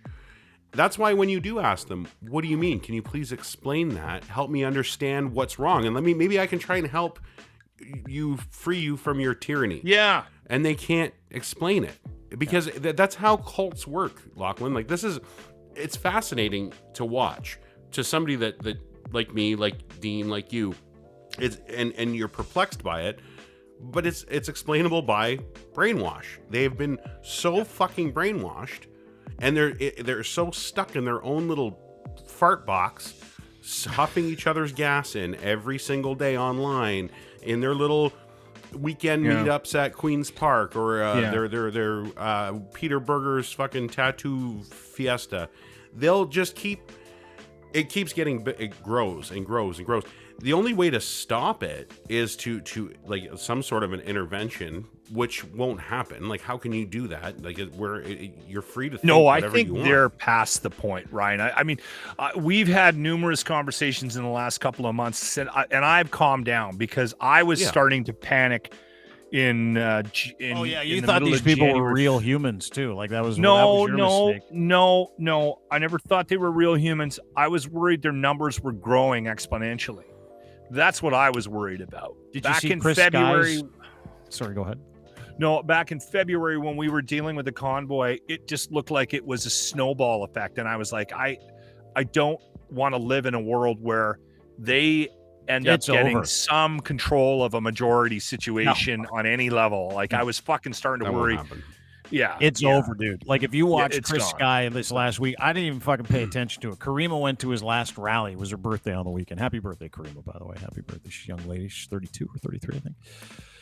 Wonderful lady. So she says, listen, it's she's a genius, dude. She graduated top of her class, lawyer, genius, and smokes pot all day, which is why I fucking love her.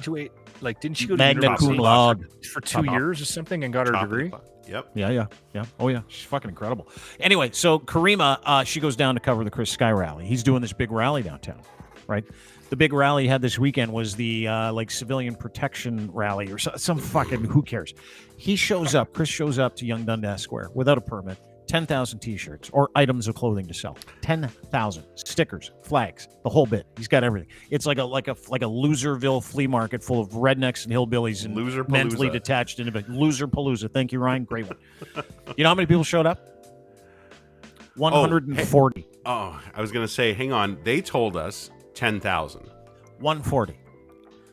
Karima 140,000. Okay. No, 140 people. Oh. So 9,860 less than the 10,000. No one bought stickers. No one bought shirts. He fucking lost his mind because these people are not just dwindling in numbers. The things they're fighting for are fucking incoherent. Like no one knows what they're fighting for. And how it comes out is to that point. And someone had a great fucking comment in the comment section just about 5 minutes ago, and I want to grab it because this person's 100% right. Divetown says, the answer, Locke, is what Dean said. That's why I said it, because he agreed with me. White supremacy and the fear of loss of any power. Now that, if you look at that optically and you want to draw a conclusion. Would they say that out loud? No, of course no. Dude, it's the same reason why the born-agains never say, hey, listen, I don't want to get the vaccine because it might preclude me from getting my ticket to go to heaven. They never say that part out loud. They just say, I've heard that out loud. You say it all the time. Yeah, all the time. I love trolling people. It's the best, right? It's the fucking best. And we put this video out this morning with the help of Johnny Fondue. That's Johnny Fondue's video. He's a Peterborough guy. He's followed the convoy. Great person. We put that video out this morning. It had like 800 views in like 12 hours. It's now well over 100,000. There's a reason why people pay attention to this content. The reason why they pay attention to it is because it is not only embarrassing, but if you shine a light on it, you sanitize it, right? And that's what we did today. We sanitized the behavior of people who literally went after a brown man because they're threatened by him. They think that brown person, Jagmeet Singh, who's a stand-up citizen, Scarborough boy, just like Mike Myers, by the way, they think that he represents the loss of their asshole freedoms that they've been enjoying for the past several hundred years, right? And so that's what that was. That's all it was. And then they make everything up in the middle about pedophilia and all the other bullshit. Just they're like reaching for any ammunition they can grab. But the problem is they don't have any guns because they're all fucking ridiculously stupid. Mm-hmm. All of them. To be a racist, to yell at a brown man in public and call him a piece of shit and a fucking traitor and you're killing our country and you look ridiculous. Look at how you dress. To do that in public, you in front of a bunch of cameras and then use that as a meme or a promotional video to put out on behalf of your movement. You have to be 12 alarms stupid. Yeah. Because of how this world in 22 works. Like that's cancel culture all over again, but they feed that to their base because their base is equally as dumb, right? That's what we have here. This is white supremacy fucking 12 times. It's the grossest shit I've ever seen. Yeah. I think everybody involved in that should be like, we should just completely remove them from society. It's it's getting sad. Like that's awful. I've used the analogy before that, like Dean said about Sky's rally this week. What was it about? Unity, freedom, what? Like, what was the words? I don't know. He just said something about his wife being a hooker. I don't know. I didn't pay attention. All right. So like, my wife's a hooker. I got some shirts. Let's go. Something like that. I don't remember the exact words. But you saw it. They've leapfrogged through this the last 2.5 years on every single thing, and stole the car, ran it out of gas, dumped it, grabbed a new one, ran it until it was out of gas, and now they can't find any cars. So now we're getting, and this is kind of, you know what it is, like Scooter you say, crowd.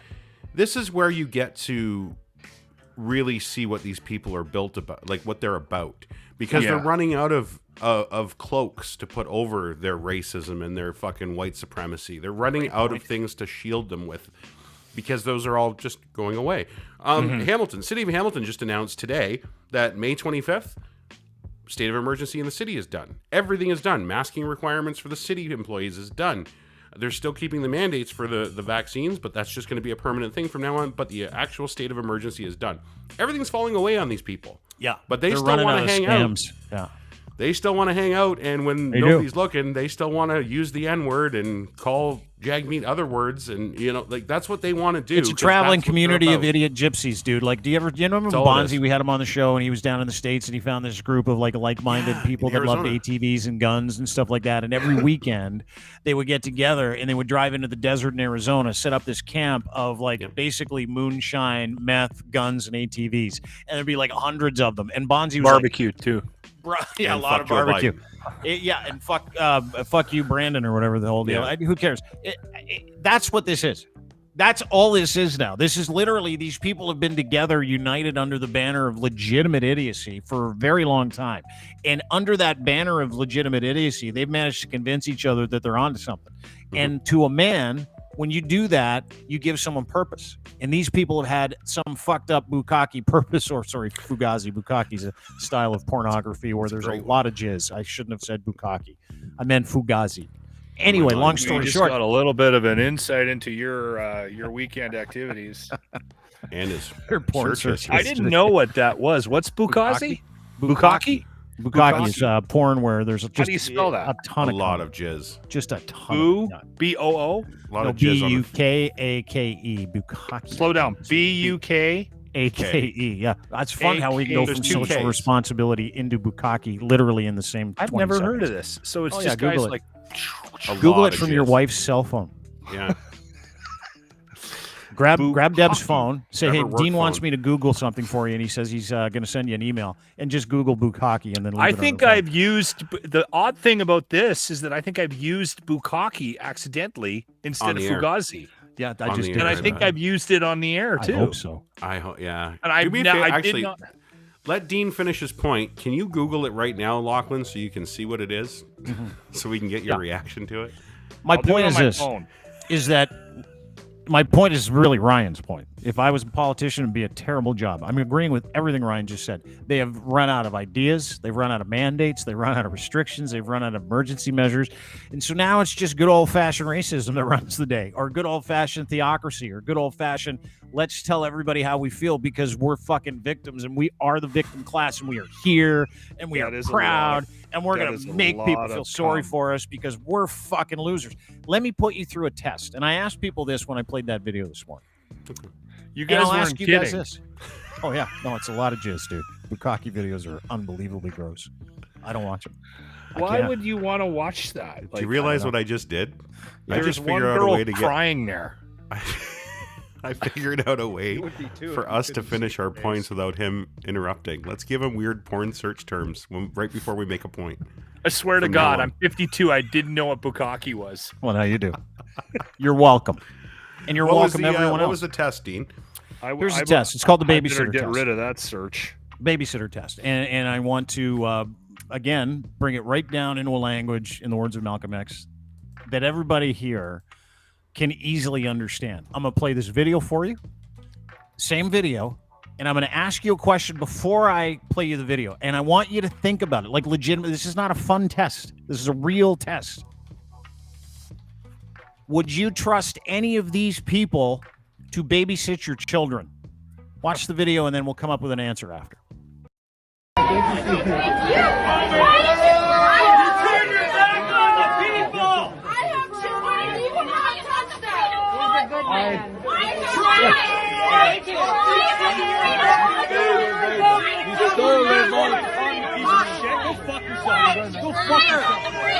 you fucking dude. You lying piece of shit.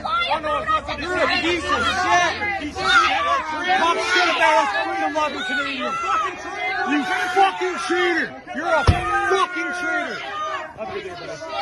You're a fucking traitor. You're a fucking traitor to this country. Fuck you. You fucking freedom convoy. Go fuck yourself. Fuck yourself. Yes or no? Would you let any of those people babysit your children or dog? Or house sit? Yes or no? We'll start with Ryan. Would you let any of those people babysit your kids, house sit, or take care of your dog for a weekend? Yes or no? Not at all, no. Lochlin, would you let anyone... No. Okay. Now, if those people had children, would you be concerned for those children? Yes. Very concerned. 100%. Do you think those people should be procreating? Yes or no? No. Exactly. So the only thing left to do is to sterilize them all. You know what the funny thing is, like the way they're already doing that. They're screaming the word traitor at Jagmeet Singh. Yeah. Sorry, it's Jagmeet. I should pronounce it right. But they're screaming the word traitor at him. The funny thing about a democracy is we've agreed upon a society in a democracy. That's what democracy is. It's an agreed upon society by majority. By technical definition, actually. When you go against societal agreement, you are a traitor to your country. You are going against what has been democratically decided upon. You can have an opinion on it, that's fine, but you call somebody that is promoting democracy, promoting the well-being of a society, to call that person a traitor? Really? Yeah. They're the traitors. And they're the traitors because their brains have traded them in for fucking ridiculousness. And they're traitors because they go after a freedom-loving Canadian. And they go after a guy who's brown. This is not how Canada works. No. And on top of it, did you watch Jagmeet Singh wave to everybody? And did you? I don't know if you saw it. He's telling them he loves them. Yeah, he was tapping his chest. Saying, well, he's a Muslim, right? Well, no. He's Sikh. He's Sikh. Very different. Yeah, and on top of it, he's not. That faith is very, very much like that, right? No, like love everyone. There are extremes in every religion, dude. Like I know that. That was a man. I think it had nothing to do with faith. What it had to do with is that is an actual gentleman acting like a gentleman in the face of a bunch of people being racist cocks, and he showed them up by doing the right thing, which is something I'm not capable of doing. Like in that moment, I'm coming out swinging. Like if you and I are walking through that crowd with Linz, and we're big cats, and someone started screaming at us, my PTSD would take over, and I would just start grabbing guys by the head and socking them. But he knew. Like Jagmeet Singh, and pardon me, I did fuck up his name too, and you're right. If we're going to say his name, let's get it right. Jagmeet Singh literally walked through violence, telling people he loved them, got in his car as they're telling him to fuck himself and go back home and do whatever the fuck racists tell other people that aren't of the same color as they are. And you know what he said to him? My heart is with you. I love you. Have a great day. We'll see you soon. And you know what? Say what you like about anybody in that situation. That is otherworldly control, Lock. Otherworldly.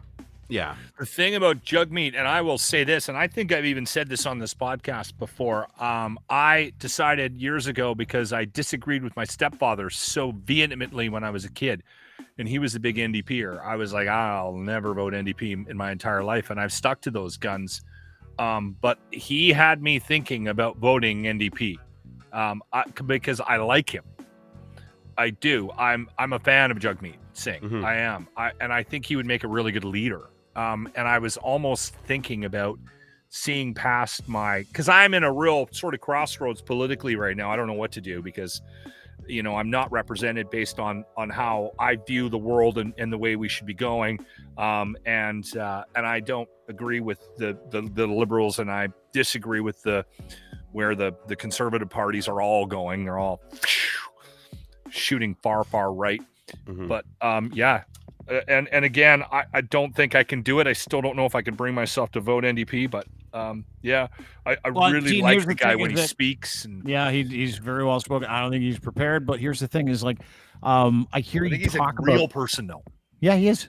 Yeah, he's a totally real person. For a fucking real but person. I hear you talking about voting for parties, and I stopped doing that.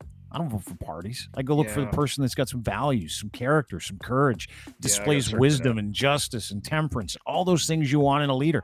I could give two fucks. That's why Doug Ford is not a leader of anything. Doug Ford is a denial piece of shit. He is such a colossal hammer of garbage and fuck that I can't vote for him. And the alternative is to vote for, like I watched Stephen Del Duca, who's asked to be on the show. We won't interview politicians. Just a hard and fast rule that I have. For this very reason, is that I want to see what someone's worth first. I want to see if they're capable of actually showing values and being a human of the humans, not a human for his party, not an agent on behalf of an ideology. I want to know that you're in it for me and everybody that stands next to me, that pays taxes with me, that operates in this country. I want to know that you care about us, and I haven't seen that from anybody. And when I watched Jagmeet Singh walk through that trial of people. I was like floored by his values because he lived them in that moment. And that's the hardest moment to live them in, right? Like we watched Denis Shapovalov the other day. Did you see him, the tennis player, tell the Italian people to shut the fuck up when they were yelling at him? That's when you know a guy is not legitimately well. Like that guy has got some fucking perspective problems. As does Doug Ford, who can't stand for more than 20 minutes before he's got to sit down and go for a smoke. Won't answer questions. The other day he was talking about how much he dislikes autistic people and had no idea they were allowed to leave the house. Like, I'm like, what the fuck? That's not even a joke. That's an actual thing. Because they were going to put an autistic group home in his neighborhood, and he fought it because he didn't want them to have to be able to leave the house because they'd ruin property value. That's not a guy with values, kids. That's a piece of shit who promotes the kind of stuff that these assholes did to Jagmeet Singh. That's the push. That's the boost that these guys need. Same with Pierre Poilievre. If you want to vote for somebody that has the values of a fucking serial killer, go ahead. That's what you'll get. Ryan, go. No, sorry. I was going to say I went on a bit of a Twitter heater last night about politics, and I've never been one to support or tout the virtue of strategic voting until now. And I've always actually been vehemently against it. And I've always said, vote with your heart, vote with who you think. That's what democracy is all about. The problem is we've passed that ship now in Ontario, especially with Doug Ford having a chance at another run at this, smashing this fucking car into the wall, and having people like, and you know who splits the vote worse than the fucking the alt-right and the PCs is the left. The left splits the vote with the NDPs and the Liberals in this province so fucking bad. There's so much infighting between the two of them that this is why Doug Ford gets voted in. It's the only reason why it had happened. So that's how the Liberals keep getting in nationally too. And well, yeah, it is. That's more the federal one. The federal politics is a bit different when it comes to a vote split on the right. Yeah. But provincially in this province, it's been the NDPs. Like Andrea Horwath is a beautiful lady. She's a very nice human being, but you know what? She's not a leader. She's not going to be a leader of this province ever. And the fact that she won't step aside because she can't see that should show you her values as well with the party and what she touts. And she thinks that if they can't come together in a coalition of sorts, as Lochlin would like to say, then neither of them have your best interest in mind. Neither of them want to get. I just keep searching for words that's gonna upset Lynn's. Death Squad. I like that one too. Yeah. Neither of them will. Death Squad. Neither of them will never get out of this rut. We'll never get out of this circle until people start to realize you need to leave the party affiliation and your hearts aside. And dude, parties are done. I'm fucking done. Now, the political system in this country is cooked. The way that we've done things is fucking awful. The way that we've used politics and religion to keep people down. The lies that we told. I watched Marco Mendocino, liberal. Is he the heritage minister? I don't know what the fuck he is. Transportation minister of this country. He's a liberal. I watched him lie about the shooting at the École Polytechnique today. Yeah. Lied his dick off. Yeah, he's standing there and he's a liberal, and he's like, got a smile on his face. He's like, we want to get a handle on the gun registry in this country. Ryan, we want to restrict. He goes, we want to restrict guns. And the reason why is because when we were able to find the killer that killed all those women in Montreal back in '85, how we found them was through gun registry. And I'm like, well, first of all, you fucking lied on two accounts because the guy that committed the killing committed suicide. Number one, you didn't find him. You just found him dead. Exactly. And the other thing is the gun registry didn't fucking exist until 10 years later. So it didn't. You know what? The manifesto of him saying I'm going to go kill all these women was in his fucking pocket when they found his body. So you know what? What a fucking lying piece of shit. Again, values. We're not. We're talking about people that don't have any values, not parties. Parties can blow me. It's the people you vote for, and none of the people that are attracted to politics have values because they're all lazy fucks. Because politics in this country and to the South is legitimately full of people that have no idea how to compete in the real world, so they fall back into politics. Marcy Len, same thing. Every single fucking politician in this country is a failed something or a washed up something. Peter Poilievre, whatever the fucking guy's name is, Pierre, I call him Peter. Little Dick Peter. You know what Peter did when he was 20 years old? After he got out of school, he got into the government. He's been working for the government for 20. He's never even had a fucking real job. $9 million. Somehow, being a civil servant for 20 years, he got $9 million in the bank. Yeah. Let me throw this out there, okay? Because listen, I have mentioned my concern and my struggle with politics, and I want to be part of the process. I've mentioned that multiple times. I was thinking that I was going to be this guy that just goes in and destroys his ballot every time just to make a point.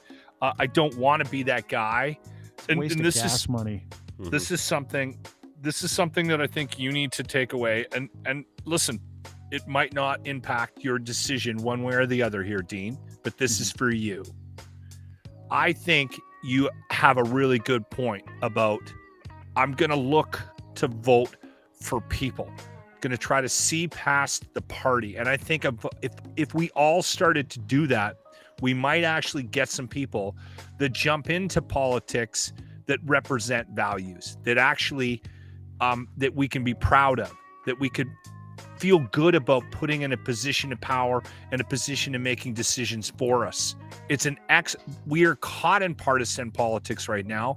We're divided more than we've ever been. There's more division than there's ever been.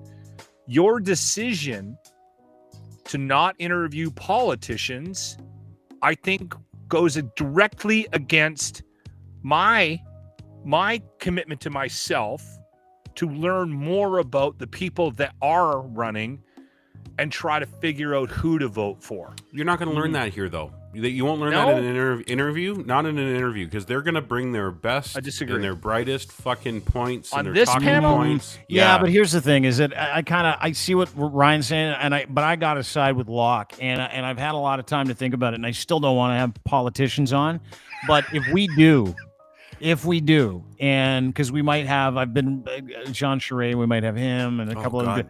Please. Yeah, I know. Hang on, but if we do, I like Jean Charest. So do I. If we do, they want to come on. If we do, we got to talk to him about the fucking stuff, like real shit. Like, tell me about your values. Tell me what's important to you. Well, I don't give a fuck about commitment. Instead of just saying we're not going to do politics. Call in sick that day, then Blundell. You know what? I'll be completely honest with you. If Jean Charest ended up somehow miraculously winning that leadership vote, I would seriously consider voting for Jean Charest. That is not where the Conservative Party is going. I know it's They're not. going That's why hard, I can safely say fucking that. Right. He's the only one, like that thing that he said. We talked about it yesterday when he put that, we need to get back to reality, get out of the conspiracy theory, and his they Twitter freaked out. exploded They're like, with no, we don't. We love it. We like it here in the fucking la fairyland. Fuck you, Jean Charest. Like, how do we get out of that? Can we? What do we do? No, I mean, you're dealing with people who are so fucking crazy they're throwing their whole life away over the past 2 years. So it's not like they're like when and I found that unbelievable. When Jean Charest was like, we need to get rid of the YouTube conspiracies from this party, and we need to deal with like what's important in people. And the entire group, like Pierre Poilievre, all those people are like, no way, we're comfortable What are you here. saying? Yeah. You mean there isn't this imaginary deadline where the world's going to blow up? Yeah, immediately throwing conspiracy theories at him about working with Huawei and working for the WEF, and he openly did those things, and he talks about them openly because it was a normal business transaction. You know what I mean? Like it's like we're talking like we're dealing with Xi Jinping himself. No, we're legitimately dealing with Canada's dumbest people, Canada's dumbest party. And they've been a fraud, and they're showing you what kind of fraud they are. For Pierre Poilievre to be the leading candidate for the Conservative Party of this country, and for him to be worth $9 million after never having a real job, and also taking every opportunity to tell all the people on that side, God will take care of you. By the way, be very afraid because they're coming for you next and coming for all your stuff next. And then we look at these guys that give Jagmeet Singh. Pierre boosts them. Dude. Pierre boosts those guys. He's like, those are my people. And those people now become agent provocateurs, useful idiots on behalf of that party and that ideology. And I can tell you this, Pierre, I'm going to get you too because I know something about you. I know something very bad about you. I drove up behind a truck the other day, okay? There was a flag sticking out of the back. You know how they put the flags in the back of the truck, right? Yeah. They have the little holster or whatever. Yeah. And it was the combo Canadian American flag. Why does that flag make me so angry? It should fucking incenses me. We fought against that. Oh, we fought against becoming that state. I do not say anything to these people. I just keep to myself. I mind my own business. But that one makes me want to just drive up beside him and go, "What the fuck's wrong with you, you idiot?"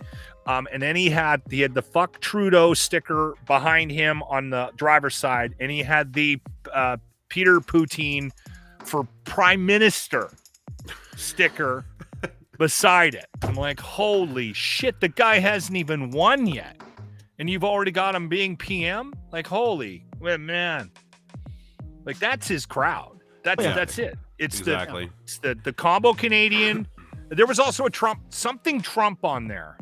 Oh, dude, they all have MAGA hats and Trump 2024 hats and make Canada great again. And Donald Trump should be the next was? Prime Minister. Dodge Ram. Yes. Dodge Ram. They've adopted identity politics that they have. They get wet looking at it down south. They see what happens there. Our country has never been about that. Until now. There's a comment, Lauren Boyd, just so he knows, the only reason why he's not seeing anybody talk is because you're in a Facebook chat by yourself. If you were on the YouTube channel, you'd see all the conversation. But what he said in his comment, I'll never vote for a candidate who practices their religion while in politics. So Jagmeet is out. Well, that means Pierre's out. And that means Justin. Trudeau's out. He's a practicing Catholic. Exactly. So, which I agree. I don't think anybody should tout any sort of religion in politics. No. The church, separation of church. No, and but a state. white person was like, you listen, should I be don't allowed want his religion involved in my country because it's a Christian country. Those people legitimately believe that. Like, that was a huge portion of that energy. There was a big vibe in that energy when we watched the Jagmeet video. It was like, you're in my town. You're in my space. And the dude was born in Scarborough, and he's significantly older than everybody that was yelling at him. And I'm like, fuck, whatever, right? Like, that's, you go back to white supremacy. It's the same fucking thing. This religious comment bothers me because and you're not going to find anybody more anti-religion. I believe I think we will. 100%. Well, yes, that's true. I actually kind of met you guys. I never thought I was going to meet anybody that was more anti. We bonded over the hatred. We didn't bond. We never bonded over anti-religion. That just sort of materialized over the course of the last year and a half. No, like recently. We've recently bonded over it. Now we're fucking attached at the I hate religion. We're solidifying that original bond with that. I will say this. I am anti-religion. If somebody told me that I had to recite the Lord's Prayer or do something religious at work every day before my shift, I'd quit.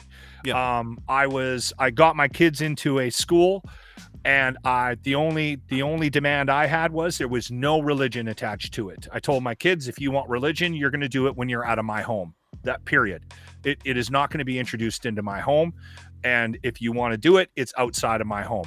That's I will stick by that. You can be pissed off at me all you want. And I don't give a shit if somebody is religious. They can do whatever the hell they want.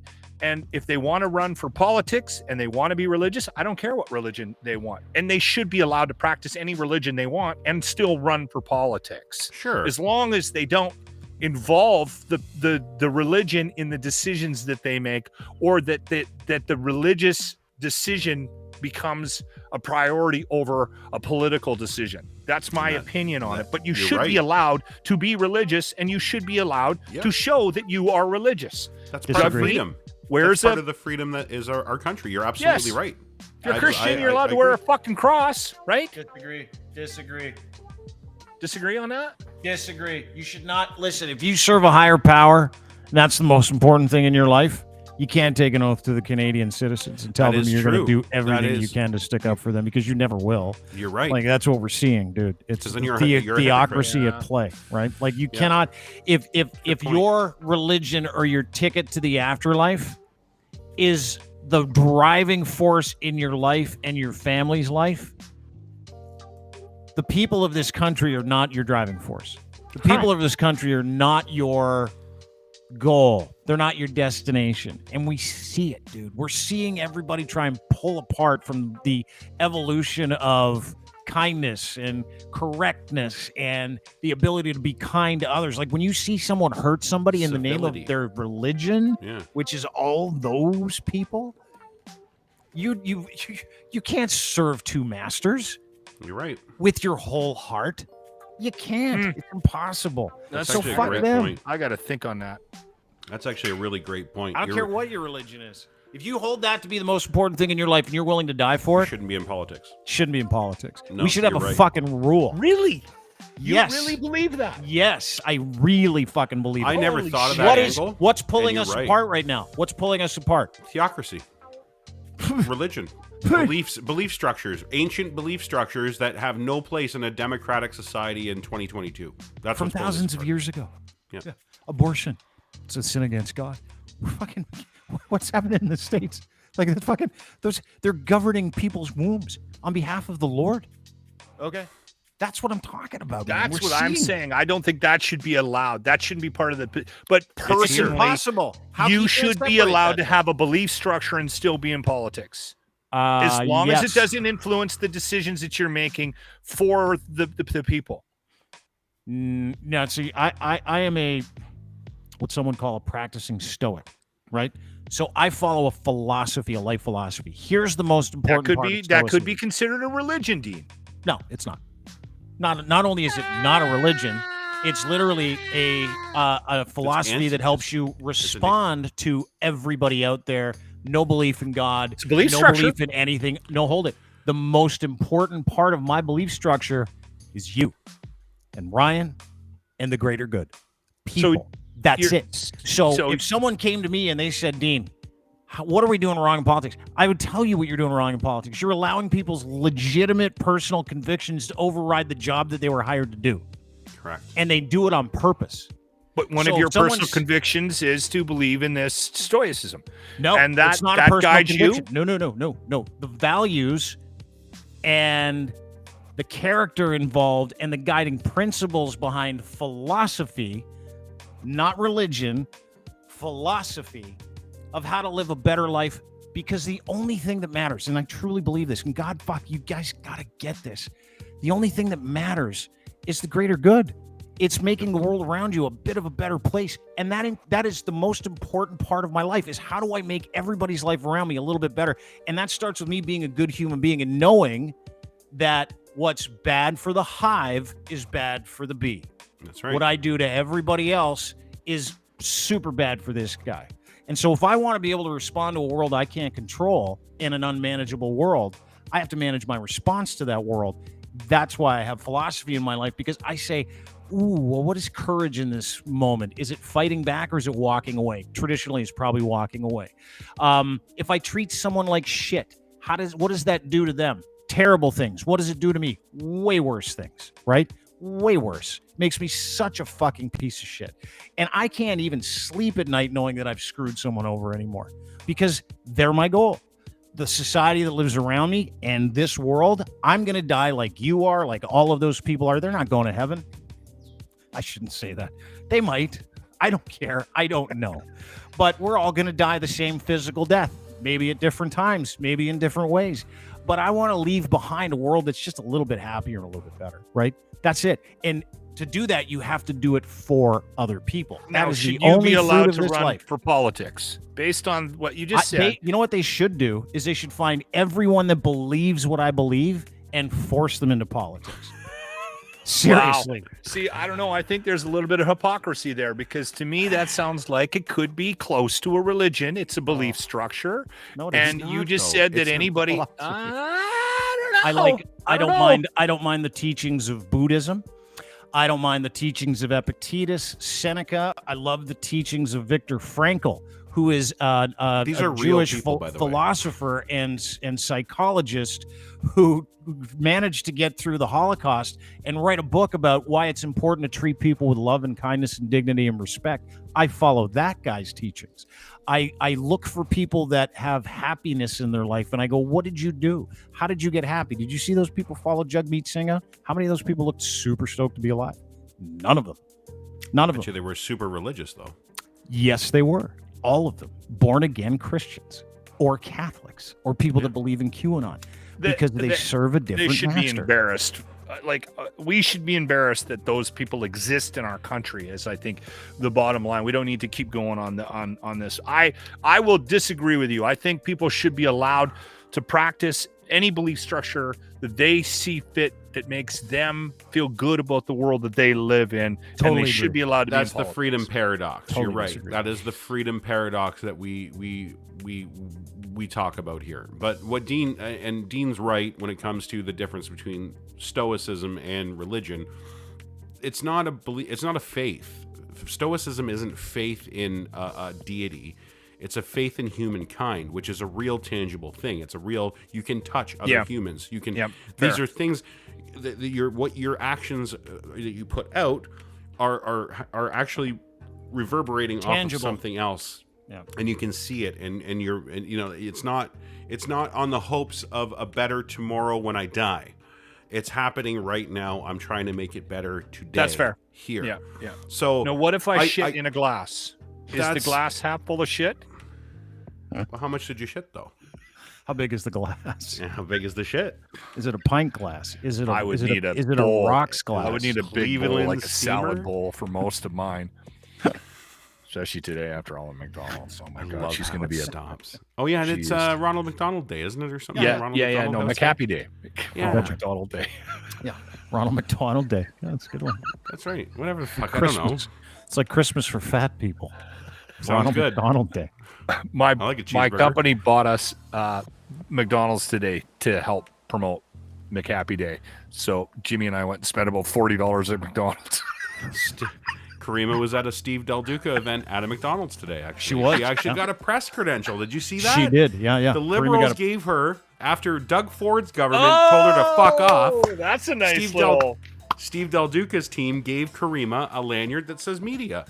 Imagine that. I was so proud of her. Imagine that, not being protective and going, hey, let's bring people into the fold so we can have more people vote for us. Imagine that. She even had an ice cream. She looked really happy. I know. Dean, I think you need to reevaluate your decision. And again, I'm just suggesting it. I know you're a thinker, and I know you're a deep thinker, and I know you've got lots of theories outside of the shitting in the glass one that we keep bringing up. Not many. I think you should think about the possibility of this podcast including the odd politician every once in a while. I know why. I know why you shut the door on it, and I don't think it was a bad decision.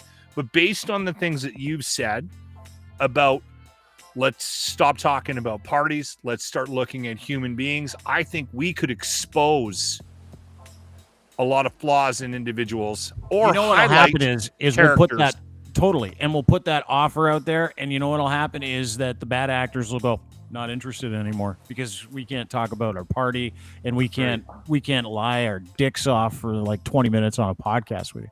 But I you know what I'll do is I'll make you a deal.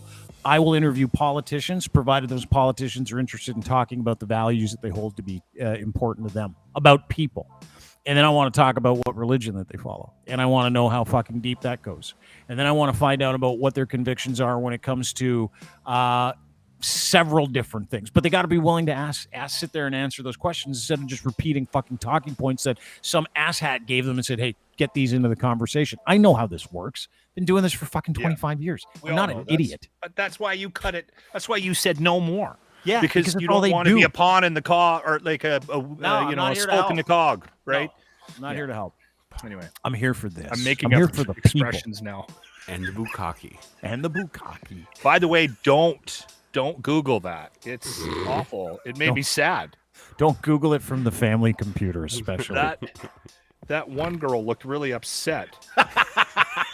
She was having trouble breathing.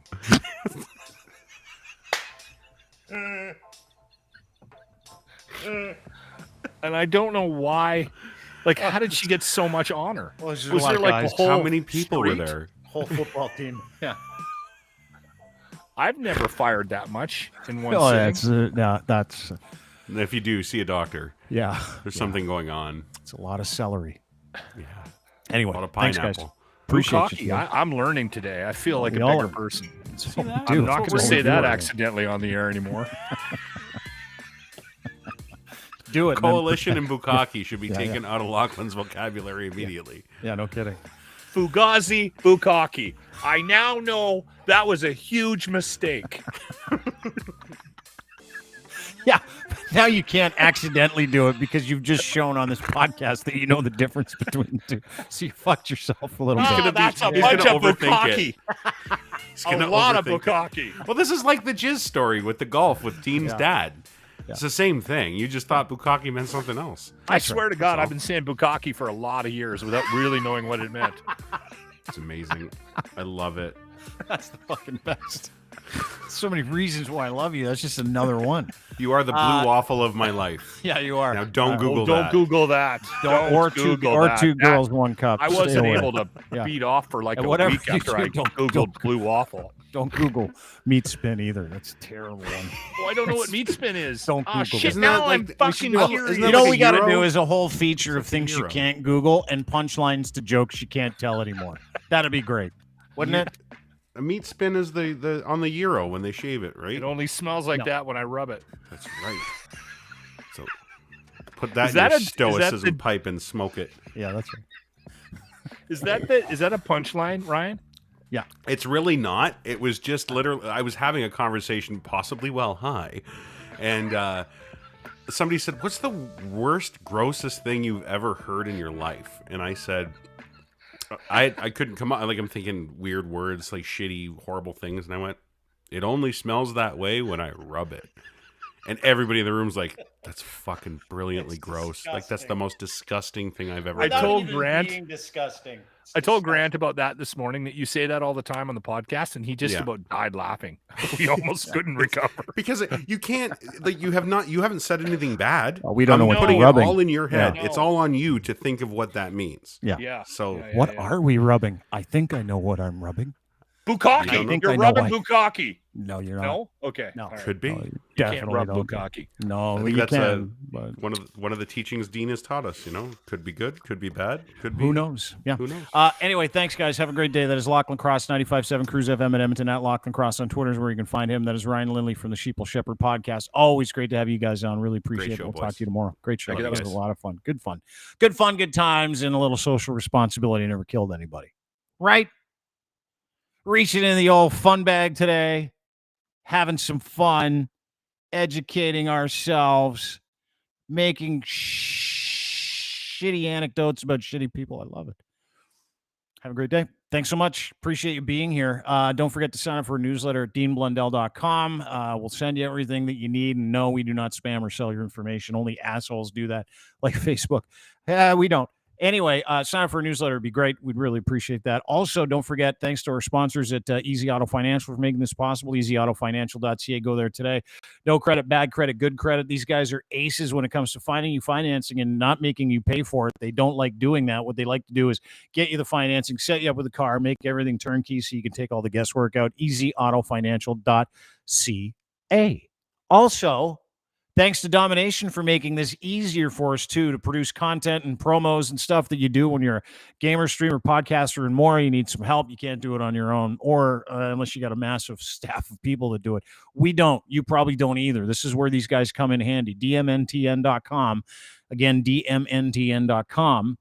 You use their AI. It produces promos from one single file, one show, one podcast, one opportunity, 72 different pieces of promos in like 5 minutes. Make sure you try them today. Try them for free as well. Domination.com, DMNTN.com. And of course, Ed's Fine Imports, his Gitch. We wear them. You should too. Order them from him, edsfineimports.com. Use this promo code GITCH and then the number 3. That's your promo code GITCH and then the number 3. And what you're going to get is a free pair of underwear when you order 3 or more. Massive online clothing store as well at edsfineimports.com. Clothing for men and boys. Try Ed's Gitch today. Luxury branded underwear, Canadian made by a good old Canadian boy. Have a great day, everybody. Appreciate you being here. We'll talk to you tomorrow, 4 o'clock. We're moving the show for James. He's got Max Bernier at 3. He's very bullish about this. So we're moving for him. Happy to do it. See you at 4 o'clock tomorrow. Bye.